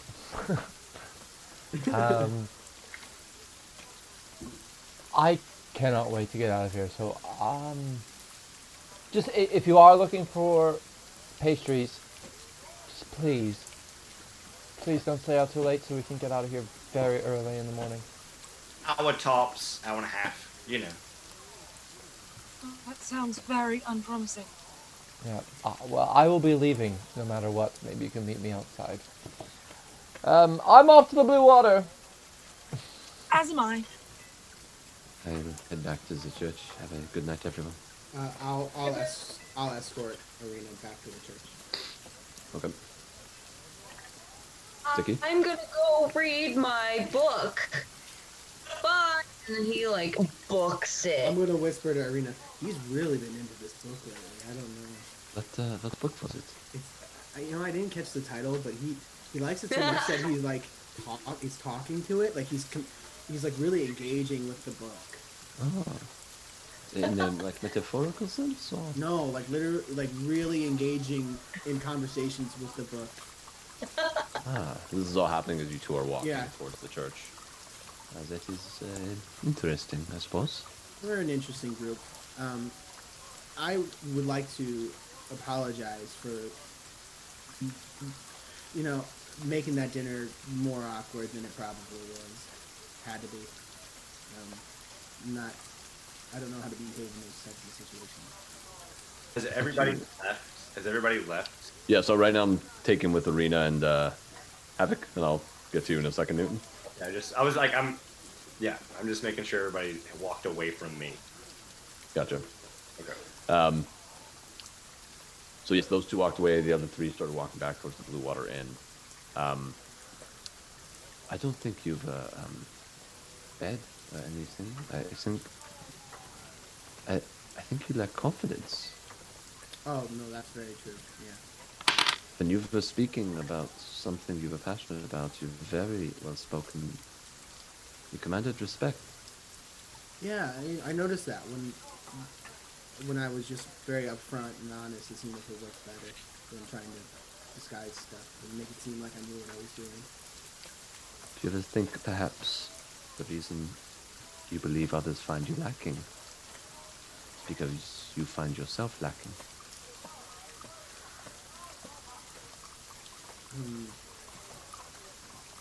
Yeah. Yeah. I mean,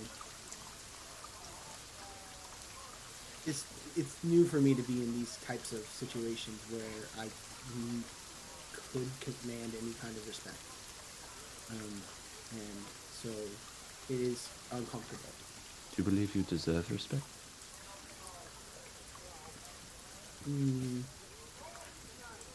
No, not at least not right now. Do you believe you deserve love? She gets really quiet and doesn't really answer. Irene just continues walking. Not in a rude way or anything, but just in a letting you be alone with your thought. And then I'll kind of start to catch up a little bit and I'll say, if you want to come with us, it's fully your decision. It is probably going to be dangerous and you're probably safer here, but it's fully up to you. I think we'll perhaps do our best to take care of you. I think perhaps once I'm trained a bit more by you. I don't know if I'm quite ready to head off into the woods again, but thank you. We'll be back. That's certainly, for sure. I believe you. You guys kind of walk the rest of the way in silence. Newton, everyone just started off. What are you doing? I turn around and head back towards the house. Okay. Are the guards that are that passed us? How far ahead are they from me? At this point, you don't see those three that were walking by. You still see those two guards out front of the house. You don't see those other three. So they went in the house? Maybe. Okay. You can see it. You know. Can the guards see me? Right now, I'm presuming you're kind of staying back. Are you just going to walk out in the open and look at the house, or what are you doing? No, I'm going to cast invisibility. Okay. Suddenly there is no Newton. And I walk up to the house as slowly and as stealthily as possible. Okay. Make a stealth check at advantage. Okay. Wait, what is my stealth?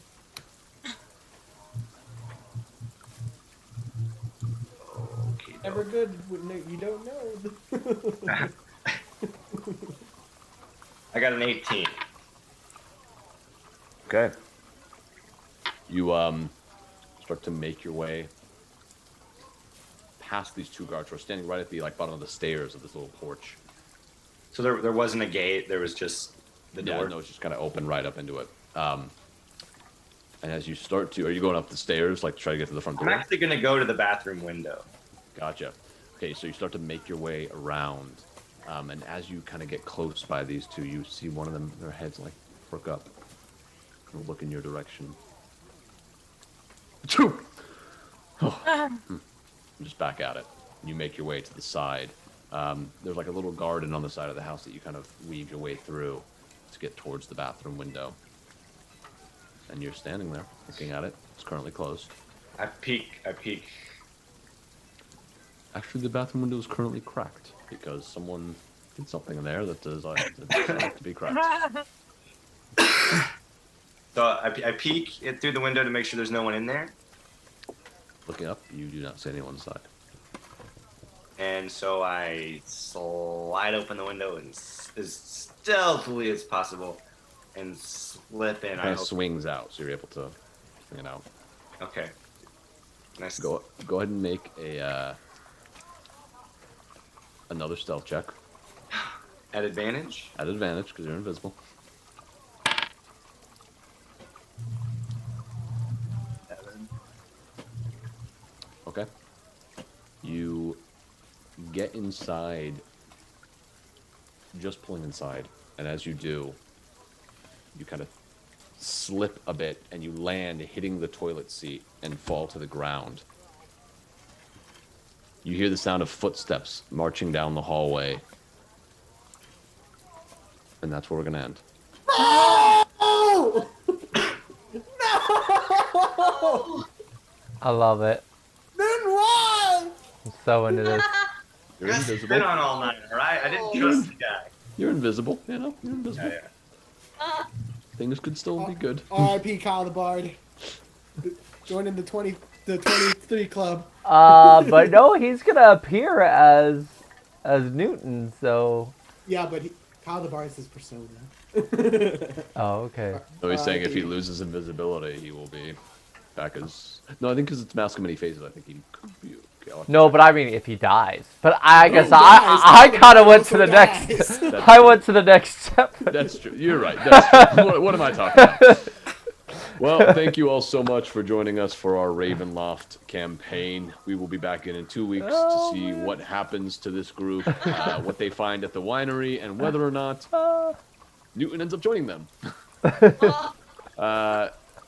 But next Monday, we have our Homebrew Stellar Fantasy Fragments of Eldoria at 7:30, so be sure to tune into that. And check us out on Instagram, Twitter, and YouTube for more great D&D content. Until next time, everybody, good night. Good night.